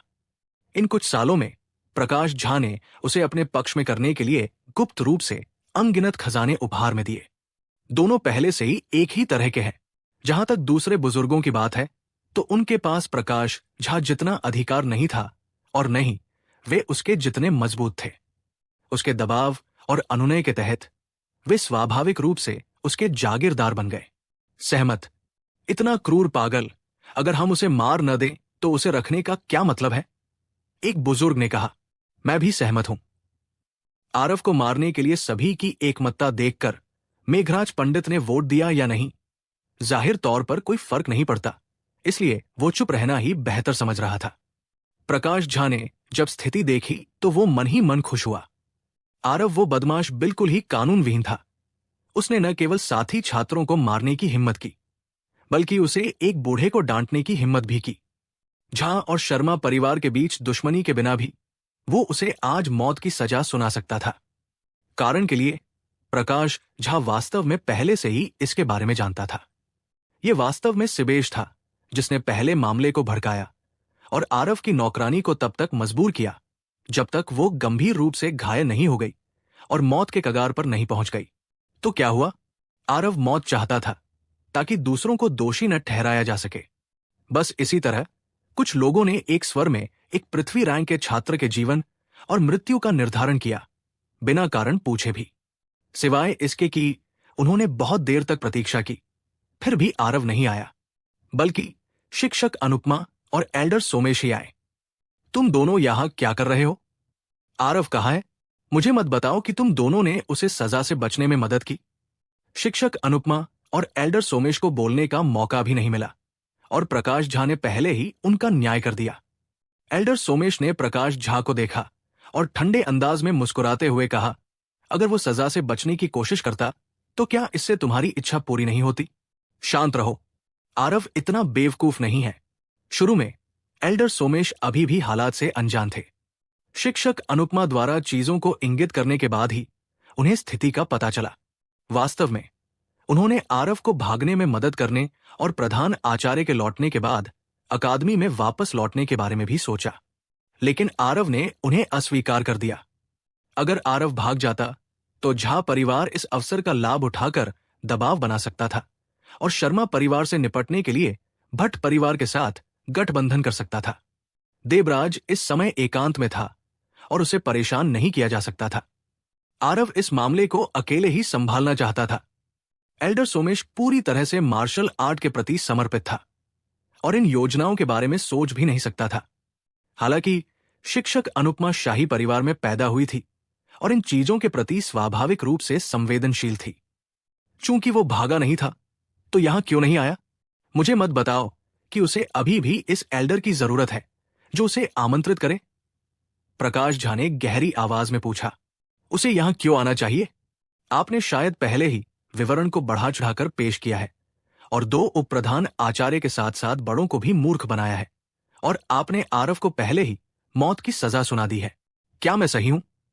मुझे मत बताओ कि उसे यहां आकर मर जाना चाहिए। एल्डर सोमेश ने उपहास किया। अहंकार! तुम एल्डर्स काउंसिल के अधिकार पर सवाल उठाने की हिम्मत करते हो? क्या तुम अब प्रशिक्षक नहीं बनना चाहते? प्रकाश झा गुस्से से भर उठे। क्या ये एल्डर्स काउंसिल का अधिकार है या तुम्हारा अधिकार? लोगों की आंखों में धूल झोंकने की कोशिश मत करो। एल्डर सोमेश ने बिल्कुल भी हार नहीं मानी और प्रकाश झा के बिल्कुल विपरीत थे। चुप रहो, चुप रहो। तुम दोनों बहस करना बंद करो। मुख्य पात्र यहां नहीं है।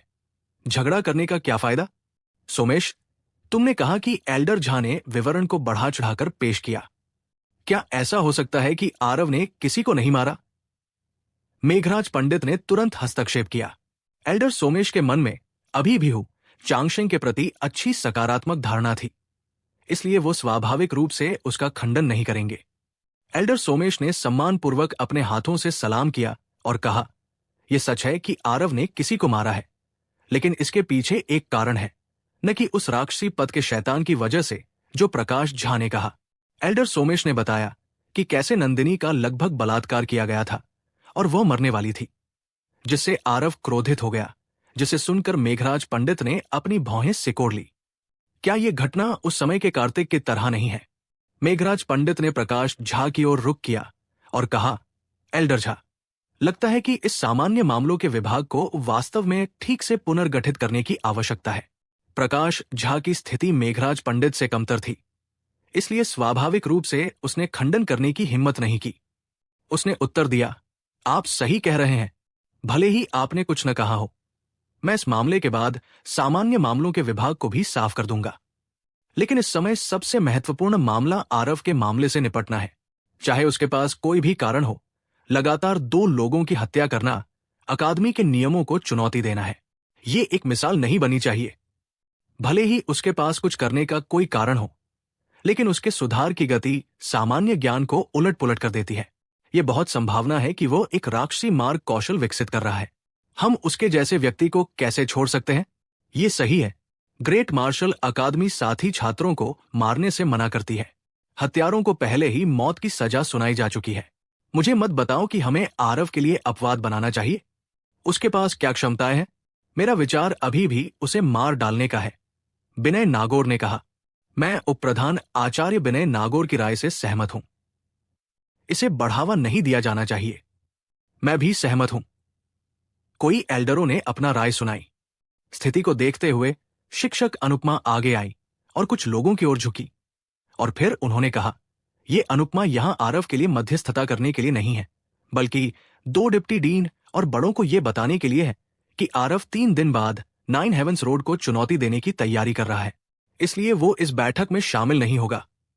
क्या वो 9 हेवंस रोड को चुनौती देना चाहता है? 6ठे स्तर का सार क्यूई क्षेत्र 9 हेवंस रोड पर जाए? हाँ, क्या उसने सोचा था कि वो ऐसा करके मृत्युदंड से बच सकता है? चूंकि वो मरना चाहता है, इसलिए मैं देखूंगी कि वो 9 हेवंस रोड पर कैसे मरता है। प्रकाश झा जोर से हंसा। आरव द्वारा 9 हेवन रोड को चुनौती देने की खबर ने अकादमी में एक बार फिर हलचल मचा दी। अरे, क्या तुमने सुना? आरव 9 हेवन रोड को चुनौती देना चाहता है। 9 हेवन रोड? क्या वो पागल है? वो केवल 6ठे स्तर के सार क्यूई क्षेत्र में है। उसकी मृत्यु निश्चित है। वो मूल रूप से एक पागल आदमी है। अकादमी के नियमों की अवहेलना करते हुए लगातार 2 साथी शिष्यों को मार डाला। एल्डर झा को उसके मुंह पर डांटा और यहां तक कि 1 साल के भीतर उसका सिर काटने की धमकी भी दी। अगर वो पागल नहीं है तो क्या है? लेकिन इस बार उसके पास पागल होने के अलावा कोई विकल्प नहीं है। अगर वो 9 हेवन रोड को चुनौती नहीं देता है तो वो निश्चित रूप से मौत से नहीं बच सकता। ये सच है, लेकिन अगर वो 9 हेवन रोड पर हमला करता है तो क्या ये अभी भी मौत नहीं है? कम से कम वो 9 हेवन रोड से निपटकर पहल अपने हाथों में ले सकता है। अगर वो ऐसा करने की कोशिश नहीं करता तो वो खुद को दूसरों की दया पर छोड़ देता।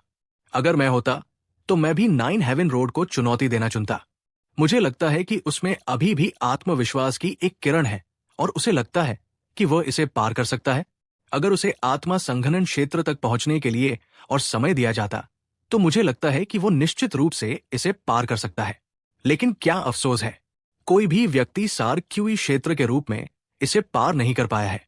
ग्रेट मार्शल अकादमी में 9 हेवन रोड मौत का मार्ग था। इसे चुनौती दिए हुए पूरे 3 साल हो चुके थे। कोई भी शामगर की ग्रेट मार्शल अकादमी की स्थापना के बाद से 9 हेवन रोड को चुनौती देने वाला कौन सा छात्र असाधारण प्रतिभाशाली नहीं था। लेकिन उनमें से केवल 5 ही इसे पार कर पाए, और ये 5 लोग बिना किसी अपवाद के सभी आत्मा संघनन क्षेत्र में थे। भले ही आरव के पास पहले से ही आत्मा संघनन क्षेत्र के बराबर युद्ध शक्ति थी, फिर भी कोई भी उसे बहुत अधिक नहीं मानता था। आखिरकार उसकी असली ताकत केवल 6ठे स्तर के सार क्यूई क्षेत्र में ही है, और 9 हेवन रोड से गुजरते हुए ताकत बढ़ाने के लिए कोई औषधीय गोलियों की शक्ति उधार नहीं ले सकता था। यानी आरव को 6ठे स्तर के सार क्यूई क्षेत्र की ताकत का इस्तेमाल मौत की राह पर ले जाने के लिए करना चाहिए।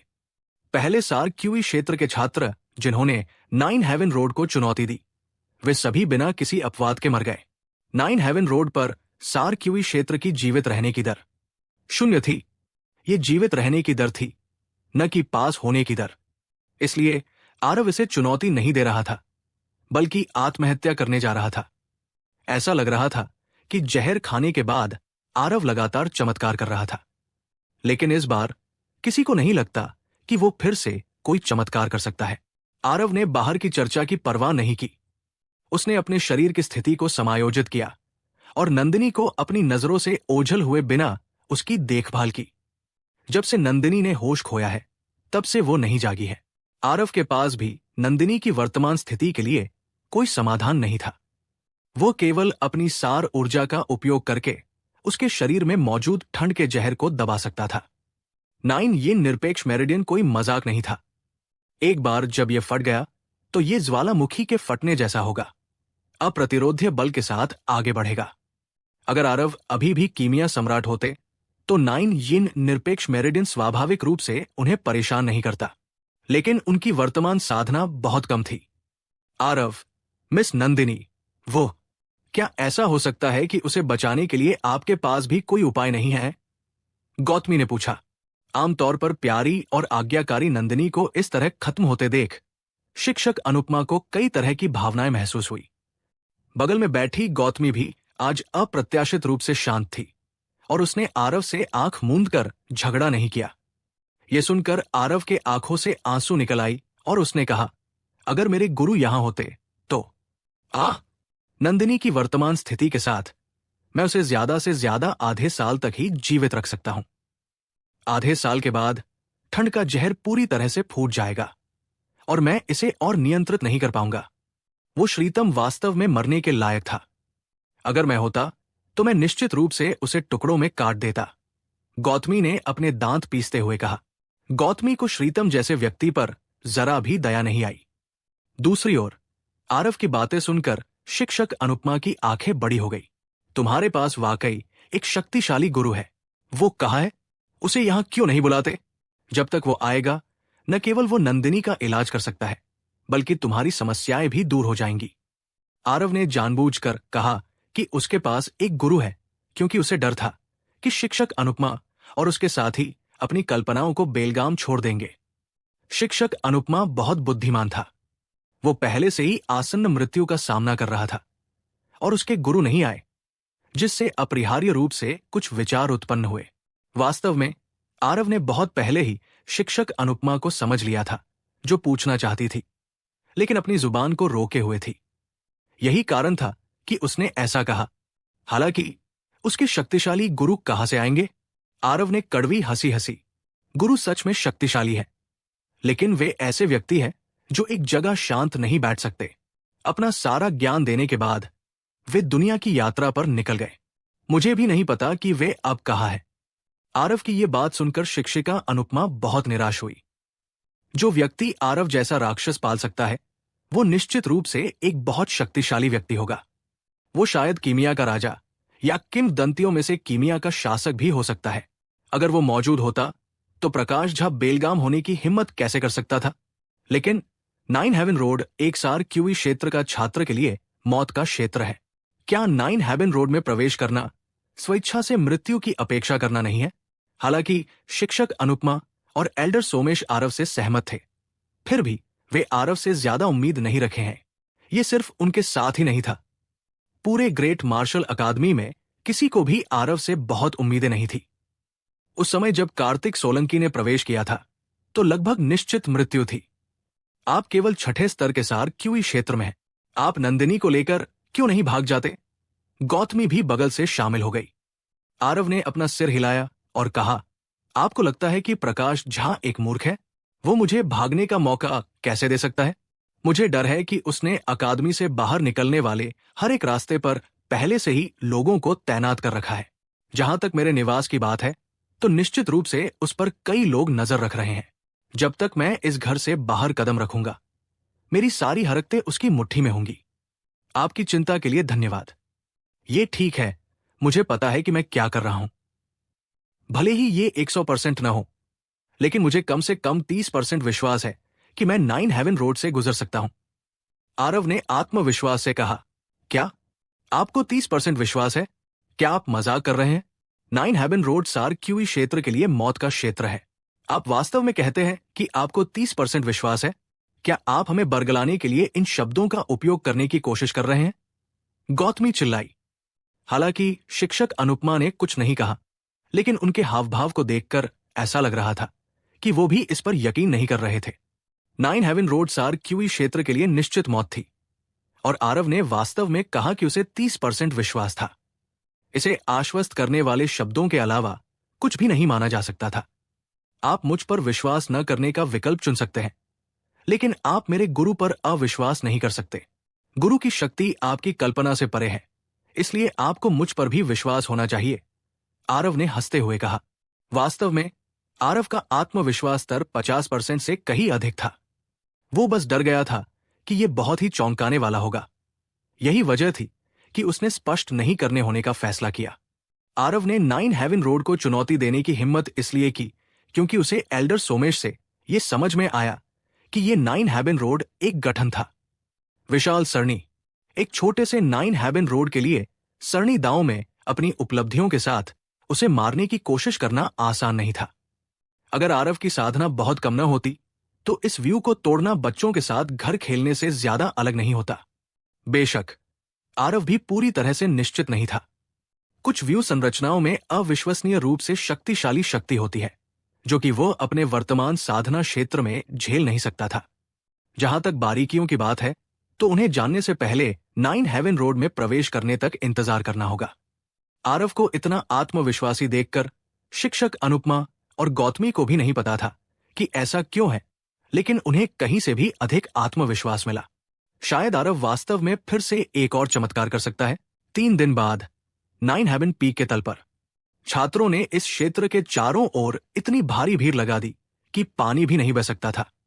9 हेवन रोड को चुनौती देना कुछ ऐसा था जो सालों से कम ही देखने को मिला। स्वाभाविक रूप से वे इस भव्य अवसर को चूकना नहीं चाहते थे। पूरा ग्रेट मार्शल अकादमी वस्तुतः एक भूतिया शहर था, क्योंकि हर कोई आना चाहता था और मौज मस्ती में शामिल होना चाहता था। अगर पहले की घटनाओं से पूर्वाभास न होता तो शायद आज इतना बड़ा अवसर न होता। 9 हेवन रोड को चुनौती देने वाला छठा स्तर का सार क्यूई क्षेत्र बस मौत की तलाश कर रहा था। देखने के लिए कुछ नहीं था। फिर भी आरव द्वारा पहले की गई घटना ने बहुत बहस को जन्म दिया और व्यावहारिक रूप से अकादमी में हर कोई इसके बारे में पहले से ही जानता था। अब हर कोई जानता था कि आरव की प्रतिभा की डिग्री उनकी कल्पना से परे थी। क्या वो एक और चमत्कार कर सकता है? भले ही किसी ने अपने दिल की गहराई से इस पर विश्वास नहीं किया, फिर भी प्रत्याशा का एक हल्का सा निशान था। 9 हेवन पीक के सामने एक और पहाड़ पर एक मंडप था। 9 हेवन रोड देखने के लिए यह आदर्श स्थान था। मंडप में एक टेबल के चारों ओर कई लोग बैठे थे। वे सब प्रकाश झा और कई बुजुर्ग थे। मंडप के बाहर कई लोग भीड़ लगाए हुए थे। अकादमी के प्रशिक्षकों के अलावा वे मुख्य रूप से मार्शल और कीमिया रोल ऑफ ऑनर के प्रतिभाशाली छात्र थे। उनकी स्थिति स्वाभाविक रूप से सामान्य छात्रों से अलग थी। रोहन तलवार, बिक्रम राठौर, रोहित झा और अन्य लोग भी वहां मौजूद थे। अरे रोहन, क्यों ना हम थोड़ी बातचीत करें? क्या आप उस sharp horn beast inner core को मुझे वापस कर दें? वो मामला पहले सिर्फ एक मजाक था, इसे गंभीरता से लेने की जरूरत नहीं है ना? बिक्रम राठौर ने रोहन तलवार को लगातार परेशान किया। वो शार्प हॉर्नेड बीस्ट इनर कोर को वापस लेना चाहता था, जिसे उसने पिछली बार खो दिया था।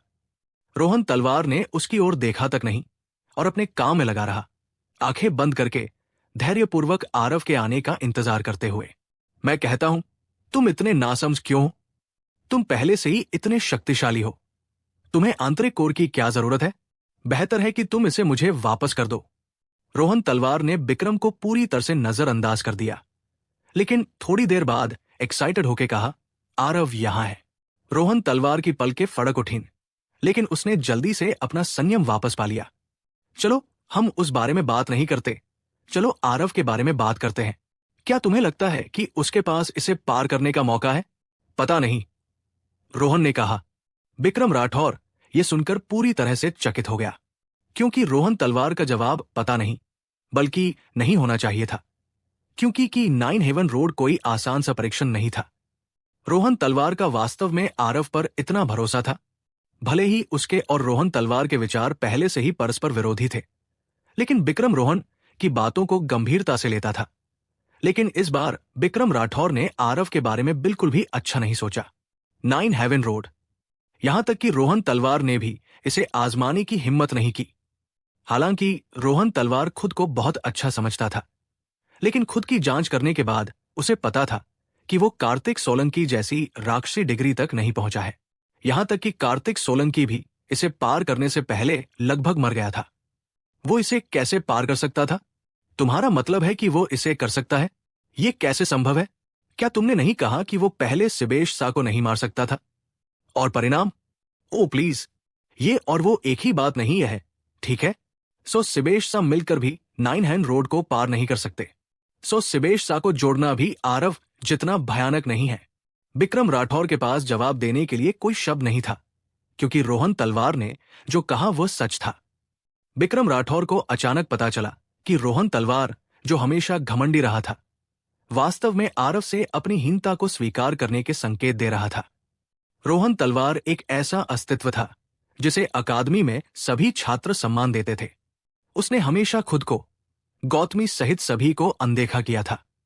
फिर भी इस अस्तित्व ने वास्तव में अब अपनी नजर उठाई और दूसरे छात्र को आंख के स्तर पर देखा, यहां तक कि ऊपर की ओर भी देखा। यह बिल्कुल अकल्पनीय था। रोहन, यह तुम्हारा व्यक्तित्व नहीं है। बिक्रम राठौर को अचानक लगा कि जैसे लोमड़ी खरगोश की मौत पर शोक मना रही हो, और उसने गंभीरता से कहा। रोहन तलवार ने इस पर कोई गंभीर प्रतिक्रिया नहीं की और केवल शांत भाव से कहा, क्या तुम अकादमी में प्रचलित उक्ति भूल गए हो? प्रतिभाओं को पार किया जाना चाहिए। रोहन तलवार ने गहरी सांस ली और उसने धीरे से कहा, मैं उससे कमतर हूं। भले ही मैं इसे स्वीकार नहीं करना चाहता, लेकिन तुमने जो कहा वो सच है। बिक्रम राठौर ने भी एक लंबी सांस ली। हालांकि सबसे अधिक संभावना है कि उसके पास अब तुमसे और मुझसे आगे निकलने का मौका नहीं है। वो 9 हेवन रोड से आगे नहीं बढ़ सकता, बिक्रम राठौर ने अचानक जोड़ा। इस बार रोहन तलवार ने कोई पलटवार नहीं किया। सच कहूं तो उसे भी बहुत आत्मविश्वास नहीं था। तभी हम्फ, ये आरव दिखावा कर रहा है ताकि बहुत से लोग उसका इंतजार करें। प्रकाश झा थोड़ा अधीर हो गया और बड़बड़ाया, हाँ वाकई, एक बदमाश जो नियम नहीं जानता, वो मारे जाने लायक है। एक और बुजुर्ग ने सहमति में कहा, लगता है कि वो पहले से ही प्रकाश झा का गुलाम बन चुका था। दूसरी तरफ मेघराज पंडित ने मुस्कुराते हुए कहा, 9 हेवन रोड कोई मजाक नहीं है। उसे तो बहुत सावधानी से तैयारी करनी पड़ती है। तैयारी करने की क्या जरूरत है? मुझे मत बताओ कि वो एक सार क्यूई क्षेत्र पार कर सकता है। उसे वैसे भी मरना है, फिर भी वो इतने लोगों का समय ले रहा है। वो बुजुर्ग बहुत नाराज था। यह स्पष्ट था कि वो पहले से ही इंतजार करते करते थक चुका था। जब उसने ये कहा तो किसी ने इसका खंडन नहीं किया। आरव के लिए तैयारियां वाकई बहुत मायने नहीं रखती थी। जिस तरह से उन्होंने इसे देखा, आरव ने दूर ने खुद को मौत की सजा सुनाने के बजाय इसे खुद ही खत्म करने का फैसला किया। लेकिन नतीजा वही रहेगा। जहां तक आरव के बचने की बात है, किसी ने भी इस पर विश्वास नहीं किया था। वहां नीचे के छात्रों ने 9 हेवन रोड की भयावता के बारे में केवल सुनी सुनाई बातें जानते हैं।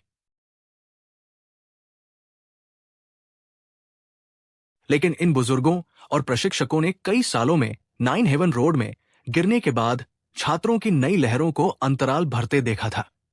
जब उनमें से कई तभी भी छात्र थे, तब उनकी पीढ़ी की शीर्ष प्रतिभाओं ने 9 हेवन रोड को चुनौती दी थी, लेकिन कोई भी सफल नहीं हुआ। जहां तक 5 लोगों की बात है जो इसे पास हो गए, वे पहले से ही बड़े अस्तित्व बन चुके हैं, जिन्हें वे अब केवल देख सकते हैं। किसी को भी संदेह नहीं था कि आरव में 9 हेवन रोड से गुजरने की क्षमता थी, लेकिन वो केवल संभावना थी। आरव केवल छठे स्तर के सार क्यूई क्षेत्र में था। उसने सार क्यूई क्षेत्र के अंतिम छोटे चरण में भी कदम नहीं रखा था, इसलिए वो कैसे पास हो सकता था? सार क्यूई क्षेत्र के उन छात्रों में से कौन अद्वितीय प्रतिभाशाली नहीं था, जिन्होंने पहले 9 स्वर्ग शिखर को चुनौती देने की हिम्मत की थी? और सार क्यूई क्षेत्र के वे छात्र जो 9वें स्तर के सार क्यूई क्षेत्र या सार क्यूई क्षेत्र के शिखर पर भी नहीं थे, वे सभी मर गए। क्या आरव वहां पहुंच सकता था? उत्तर स्पष्ट था कि वो नहीं पहुंच सकता था। तभी पहाड़ की तलहटी में भीड़ में हलचल मच गई। देखो, आरव आ गया। आरव के पीछे 2 लड़कियां, शिक्षिका अनुपमा और गौतमी, और साथ ही एक काले चेहरे वाला एल्डर सिबेश भी था। सभी ने एल्डर सिबेश को अनदेखा कर दिया और आरव के पीछे बंसल परिवार की चाची और भतीजी को पूरी ईर्ष्या से घूरते रहे। ऐसा व्यवहार कौन नहीं चाहेगा? जब ये 2 लड़कियां सड़क पर साथ चल रही थी, तो वे स्वेच्छा से मर भी सकती थी। आरव स्वाभाविक रूप से जानबूझकर देर से आने वाले किसी बड़े व्यक्ति का दिखावा नहीं कर रहा था। उसे नंदिनी को ठीक से शांत करना था। सुबह सुबह आरव ने नंदिनी को ठंड जहर को दबाने में मदद करने के लिए एक बार फिर सार ऊर्जा प्रसारित की। कुछ समय के लिए समायोजित करने के बाद उन्होंने शिक्षक अनुपमा को किसी ऐसे व्यक्ति की व्यवस्था करने दिया जो नंदिनी की अच्छी देखभाल करे, इससे पहले कि वो अपना मन शांत कर सके और 9 हेवन पैक पर आ सके। इसलिए स्वाभाविक रूप से वो थोड़ा देर से आया। दूर तक देखने पर हरे कंकड़ की एक सड़क बादलों से होते हुए सीधे 9 हेवन पीक तक जाती थी, जो अमर भूमि की ओर जाने वाली सड़क की तरह लग रहा था। वास्तव में मार्शल कलाकारों के लिए निषिद्ध भूमि थी। ऐसी शानदार कारीगरी, लगता है मैं इस दुनिया के विशेषज्ञों को नीची नजर से नहीं देख सकता। ये 9 हेवन रोड आसान नहीं है। आरव ने चुपके से अपना मूल्यांकन दिया। अब जब आरव आ गया, तो भीड़ ने अपने आप ही उससे दूर रहना शुरू कर दिया। 9 हेवन रोड के सामने वहां एक पत्थर की पट्टिका स्थापित की गई थी। उस पर शब्दों की एक पंक्ति लिखी थी। एक मार्शल आर्टिस्ट ने आरव को रोक दिया। 9 हेवन रोड में प्रवेश करने से पहले आपको स्वर्ग को साक्ष्य मानकर एक दांव शपथ लेना होगा।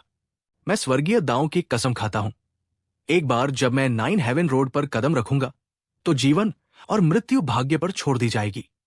अगर मैं इसे पार करने में सफल हो गया, तो मैं 9 हेवन रोड के बारे में कोई जानकारी नहीं बताऊंगा, अन्यथा स्वर्ग मुझे मार डाले। आरव ने पत्थर की पट्टिका पर लिखे शब्दों के अनुसार एक बार कसम खाई और अपनी दिव्य आत्मा को थोड़ा कांपता हुआ महसूस किया। आरव जानता था कि ये वो एहसास था जब किसी की दिव्य आत्मा ने स्वर्गीय दांव के साथ प्रतिज्ञा पर हस्ताक्षर किए थे। भविष्य में अगर वो इस शपथ के खिलाफ जाता है, तो स्वर्गीय दांव स्वर्गीय दंड देगा, जिससे उसका शरीर और आत्मा नष्ट हो जाएगी। अब क्या मैं अंदर जा सकता हूं? आरव ने पूछा। आरव को जाने देने के लिए गार्ड एक तरफ हट गया। आरव ने वापस शिक्षक अनुपमा और गौतमी की ओर देखा और कहा, मेरी नंदिनी की अच्छी तरह से देखभाल करने में मेरी मदद करें। मैं जल्द ही वापस आऊंगा। बात खत्म करते हुए आरव गार्ड के पास से गुजरा और 9 हेवन रोड पर कदम रखा। पहली सीढ़ी पर कदम रखते ही नजारा अचानक बदल गया। शुरू में संकरी 9 हेवन सड़क अचानक असीम क्षितिज बन गई। आरव ने पलटकर देखा। जिस सड़क से वो आया था, वो पहले ही गायब हो चुकी थी और उसकी जगह अभी भी अंतहीन सीढ़ियां थी। 9 हेवन सड़क की पूरी पट्टी एक दूसरी दुनिया में बदल गई थी। एक ऐसी दुनिया जिसमें अनगिनत हरे पत्थर की सीढ़ियां थी। वाकई थोड़ा दिलचस्प। ऐसा लगता है कि हर आदमी की अपनी धार होती है। भले ही निचले लोगों की युद्ध क्षमता की तुलना दिव्य लोक से नहीं की जा सकती, फिर भी वे विकास और व्युत्पत्ति के अनगिनत युगों से गुजरे हैं। ऐसी कई चीजें हैं जो दिव्य लोक में मौजूद नहीं है। ये 9 हेवन रोड एक स्वतंत्र दुनिया बन गई। ऐसा लगता है कि जिस व्यक्ति ने सरणी स्थापित की थी उसके पास पहले से ही काफी उपलब्धियां थी, और ये सरणी निर्माण एक अनूठी विचारधारा है। ये दिव्य लोक से एक अलग शैली है। 10 राज्य संगठन साम्राज्य को कम करके नहीं आंका जा सकता, आरव ने प्रशंसा में कहा। यह पूरी सरणी संरचना एक सामंजस्यपूर्ण वास्तविकता में एकीकृत थी। इसमें अनगिनत भ्रम सरणी और हत्या सरणी शामिल थी। भले ही इसकी शक्ति दिव्य क्षेत्र की संरचनाओं से कमतर थी, लेकिन इसकी जटिलता थोड़ी भी कम नहीं थी। कोई आश्चर्य नहीं कि इस 9 हेवन रोड से गुजरना इतना कठिन है। अगर ये भ्रम की संरचनाएं और मारक संरचनाएं पूरी शक्ति से सक्रिय होती तो क्रिस्टल फॉर्मेशन क्षेत्र के मार्शल कलाकारों को मारना सब्जियां काटने जैसा होता। आरव ने प्रशंसा में फिर से कहा, संरचना को तोड़ने की बहुत उम्मीद नहीं है। मेरी ताकत अब वास्तव में बहुत कम है। मुझे इस 9 हेवन रोड की संरचना की शक्ति का परीक्षण करने दो। उसने ये कहने के बाद आरव ने एक बड़े कदम के साथ आगे बढ़ा। आगे के कदम ने ऐसा लग रहा था कि संरचनाएं सक्रिय हो गई है। अनगिनत तेज हवाएं आरव की ओर बढ़ रही थी। ये हवाएं असामान्य रूप से चुभने वाली ठंडी थी, मानो वे पृथ्वी पर सभी जीवन को नष्ट कर सकती है। लेकिन इस दुनिया में केवल आरव ही था, इसलिए स्वाभाविक रूप से वो लक्ष्य था। हवा की अवधारणा। ऐसा लगता है कि इस 9 हेवन रोड का निर्माण छात्रों को प्रशिक्षित करने में मदद करने के लिए किया गया था। इस पर बहुत सोच विचार और सावधानी बरती गई थी। सिवाय इसके कि इस तरह की प्रशिक्षण पद्धति का उपयोग करना थोड़ा क्रूर लगता है। आरव ने प्रशंसापूर्वक आह भरी। वो हवा के साथ आगे बढ़ा। तेज हिंसक तूफान वास्तव में आरव को किसी भी तरह का नुकसान नहीं पहुंचा रहा था। ये तेज तूफान सरणी संरचनाओं के निर्माता द्वारा हवा की अवधारणा की अपनी समझ को इसके अंदर एकीकृत करके बनाए गए थे। शक्तिशाली तूफानों के बीच हवा की अवधारणा को महसूस करने के बाद आरव को इस सरणी के निर्माता का इरादा पता था। उन्हें उम्मीद थी कि इन तूफानों के माध्यम से छात्रों को हवा की अवधारणा को समझने में मदद मिलेगी। हालांकि कितने लोग सार क्यूई क्षेत्र या आत्मा संघनन क्षेत्र में हवा की अवधारणा को समझ सकते हैं? जिस तरह से अन्य छात्रों ने इसे देखा, ये शक्तिशाली झोंके लोगों को गहन अवधारणा को समझने में मदद करने के बजाय उन्हें चोट पहुंचाने के लिए मौजूद थे। अगर कोई दूसरा छात्र 9 हेवन रोड से निपट रहा होता तो इस तेज आंधी के दौर में सबसे अधिक संभावना है कि वो पहले से ही बहुत सारी सार ऊर्जा को समाप्त कर चुका होता। वे आरव की तरह सहज नहीं हो पाए।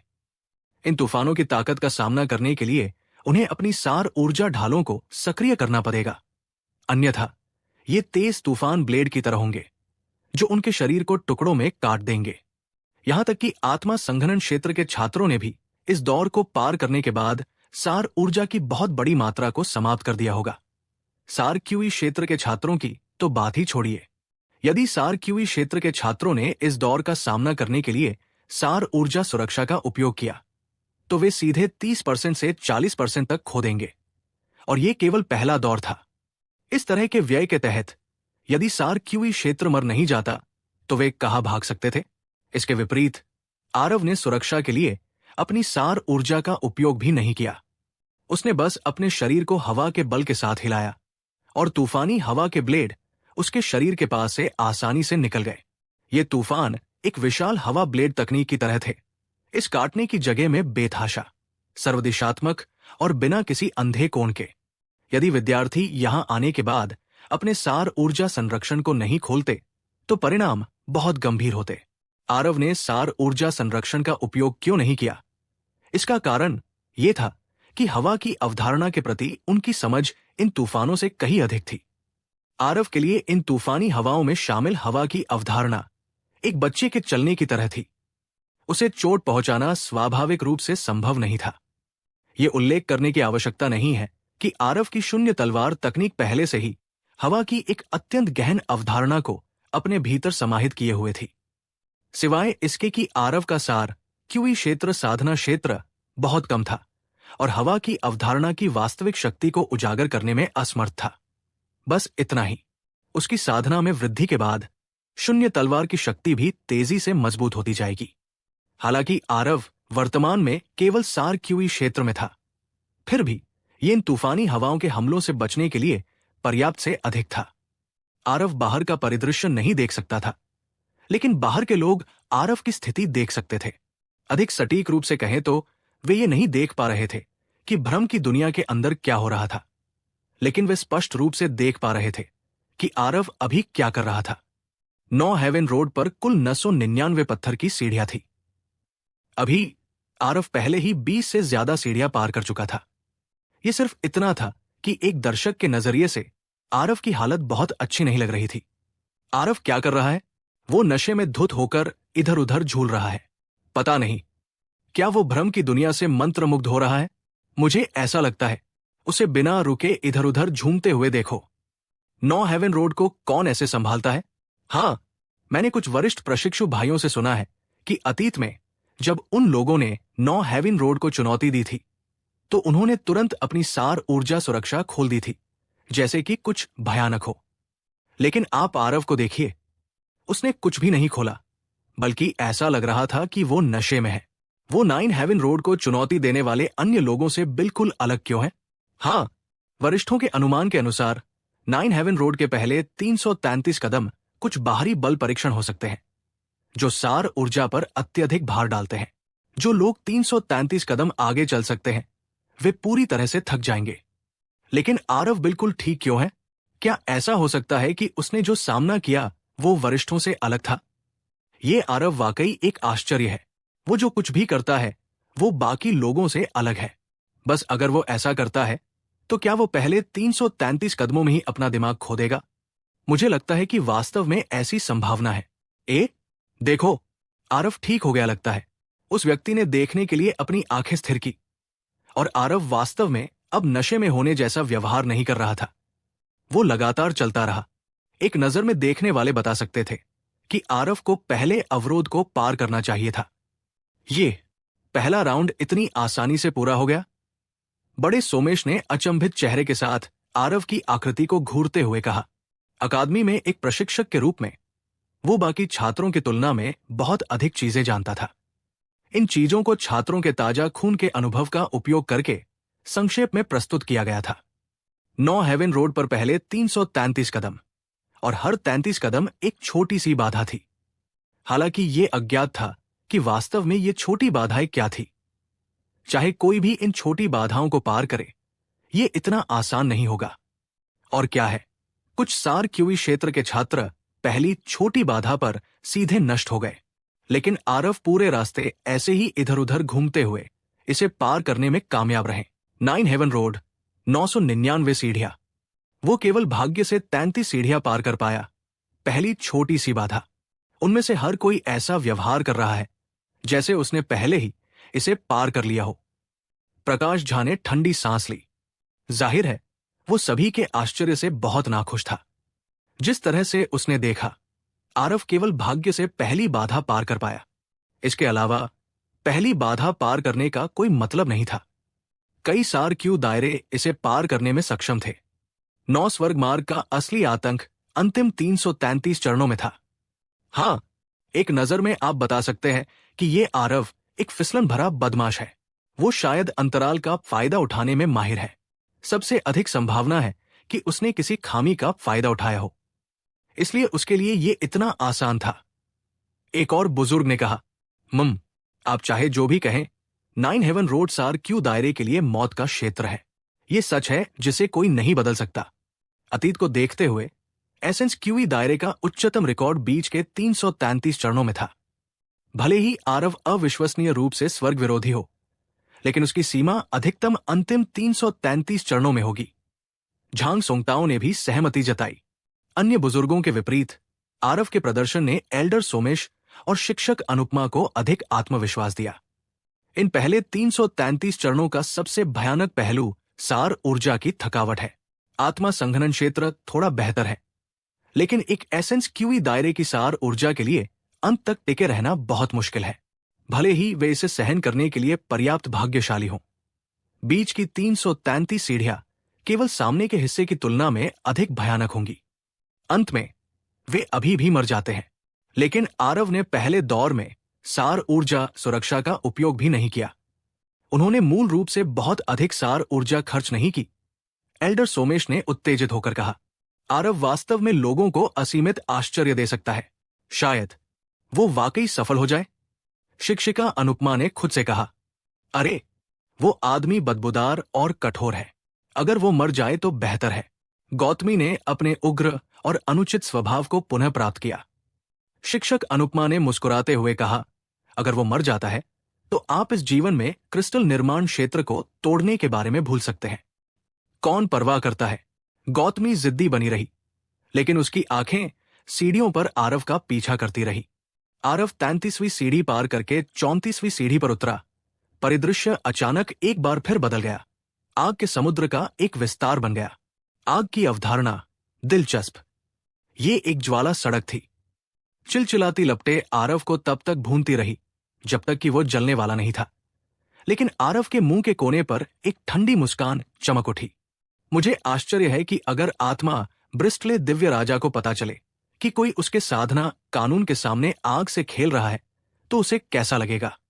ये कहते हुए आरव ने स्पिरिट ब्रिस्टल 9 यांग दिव्य कला को घुमाया ताकि सार ऊर्जा सुरक्षा को सक्रिय न किया जाए, बल्कि अपनी आभा को पूरी तरह से मुक्त कर सके ताकि उसकी सार ऊर्जा बाहर निकल जाए।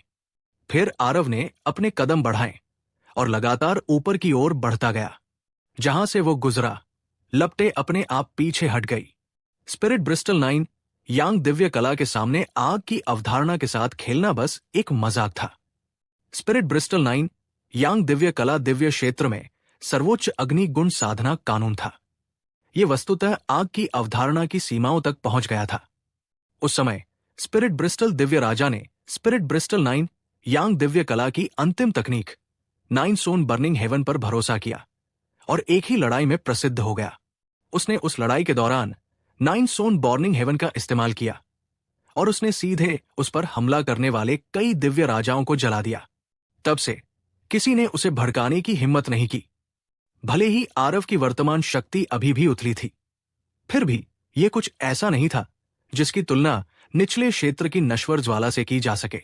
ये एक युवा किशोर ड्रैगन की तरह था। चाहे वो कितना भी छोटा क्यों न हो, फिर भी वो सभी जानवरों का राजा होगा। वो जहां से भी गुजरा, सभी जानवर निष्क्रिय हो गए। आरव लगातार आगे बढ़ता रहा क्योंकि उसके चारों ओर की लपटें उसे अपने आप ही दूर कर देती थी। ठीक इसी तरह आरव अविश्वसनीय गति से दूसरे दौर फ्लेम सी से गुजरा। आरव को पहले दौर को पार करने के लिए तेज हवाओं से बचने के लिए लगभग एक धूप का समय बर्बाद करना पड़ा। जहां तक इस दूसरे दौर की बात है, आरव ने पलक झपकते ही इसे पार कर लिया। तीसरा दौर आर्कटिक वर्ल्ड। ये बर्फ और हिम की दुनिया थी और ये बेहद ठंडी थी। फिर भी इस तरह की ठंड आरव की आत्मा के सामने किसी भी तरह का खतरा पैदा करने में असमर्थ थी। आरव ने तुरंत इसे एक बार फिर पार कर लिया। पलक झपकते ही आरव ने 99 सीढ़ियां पार कर ली। इसके बाद चौथा दौर था ग्रेविटी वर्ल्ड। 5वां चक्र मोटी पृथ्वी की दुनिया। 6ठा चक्र जल की दुनिया। 10वीं दुनिया तक आरव बिना किसी बाधा से पहुंच गया। आरव का क्षेत्र इन सरणियों के निर्माता से कहीं अधिक ऊंचा था। ये बाधाएं उसके लिए कोई बड़ी कठिनाई पैदा करने में असमर्थ थी। उसने बहुत अधिक सार ऊर्जा भी खर्च नहीं की। मुझे आश्चर्य है कि 10 राज्य संगठन साम्राज्य से किसने इन सरणियों का निर्माण किया। उन्होंने वास्तव में धातु, लकड़ी, पानी, अग्नि और पृथ्वी को एकीकृत किया। 5 तत्वों की ये अवधारणाएं और साथ ही उनसे प्राप्त अन्य 5 प्रकार की अवधारणाएं। वास्तव में एक प्रतिभाशाली व्यक्ति। मुझे आश्चर्य है कि उसके बाद इस व्यक्ति का क्या हुआ। क्या वह दिव्य क्षेत्र में चढ़ गया?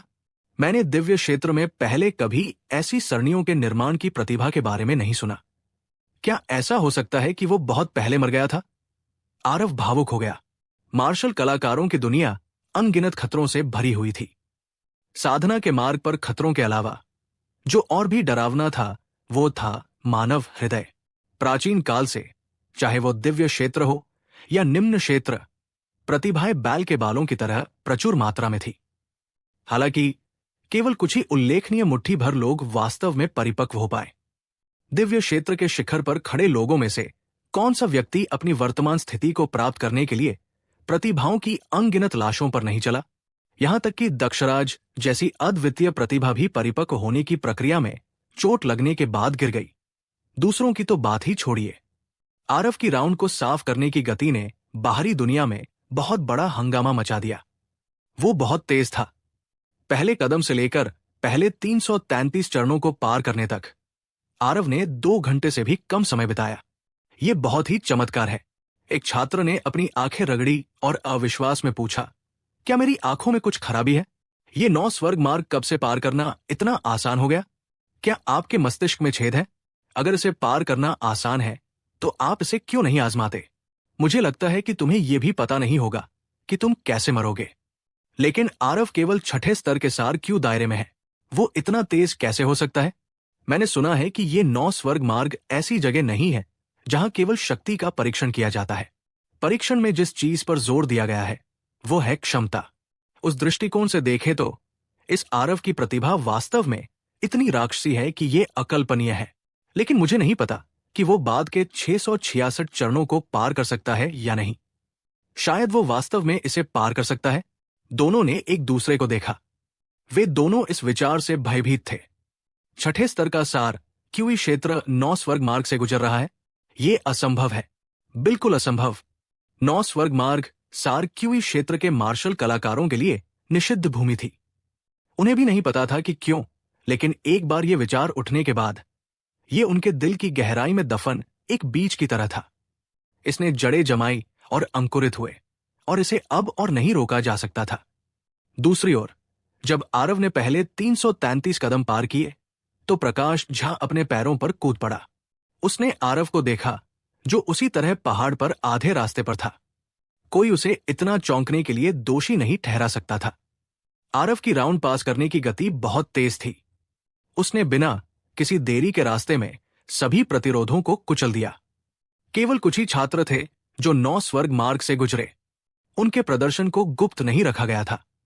अनुशासन हॉल के पहले एल्डर के रूप में प्रकाश झा स्वाभाविक रूप से बहुत स्पष्ट थे। वो हालांकि सड़क को चुनौती देने वालों में से किसी की भी आरव की क्रॉसिंग स्पीड नहीं थी। यहां तक कि वे आत्मा संघन क्षेत्र के छात्र भी जो पास हो गए। यहां तक कि प्रतिभा से भरपूर कार्तिक ने भी पहले 333 कदम पार करने में पूरा दिन लगा दिया। लेकिन आरव को केवल 2 घंटे लगे। क्या इसका मतलब यह नहीं है कि आरव की प्रतिभा की डिग्री कार्तिक की तुलना में कई गुना, यहां तक कि 10 गुना थी? प्रकाश झा की हिम्मत नहीं हुई और न ही वो इस विचार पर विश्वास करने को तैयार था। तो दोस्तों, क्या होने वाला है आगे? क्या आरव आगे का 666 सीढ़ी सफलतापूर्वक पार कर जाएगा या प्रकाश झा कुछ परेशानी पैदा करेगा? क्या लगता है आपको? कमेंट सेक्शन में कमेंट करके जरूर बताना और चैनल को लाइक, शेयर और सब्सक्राइब कर देना। धन्यवाद।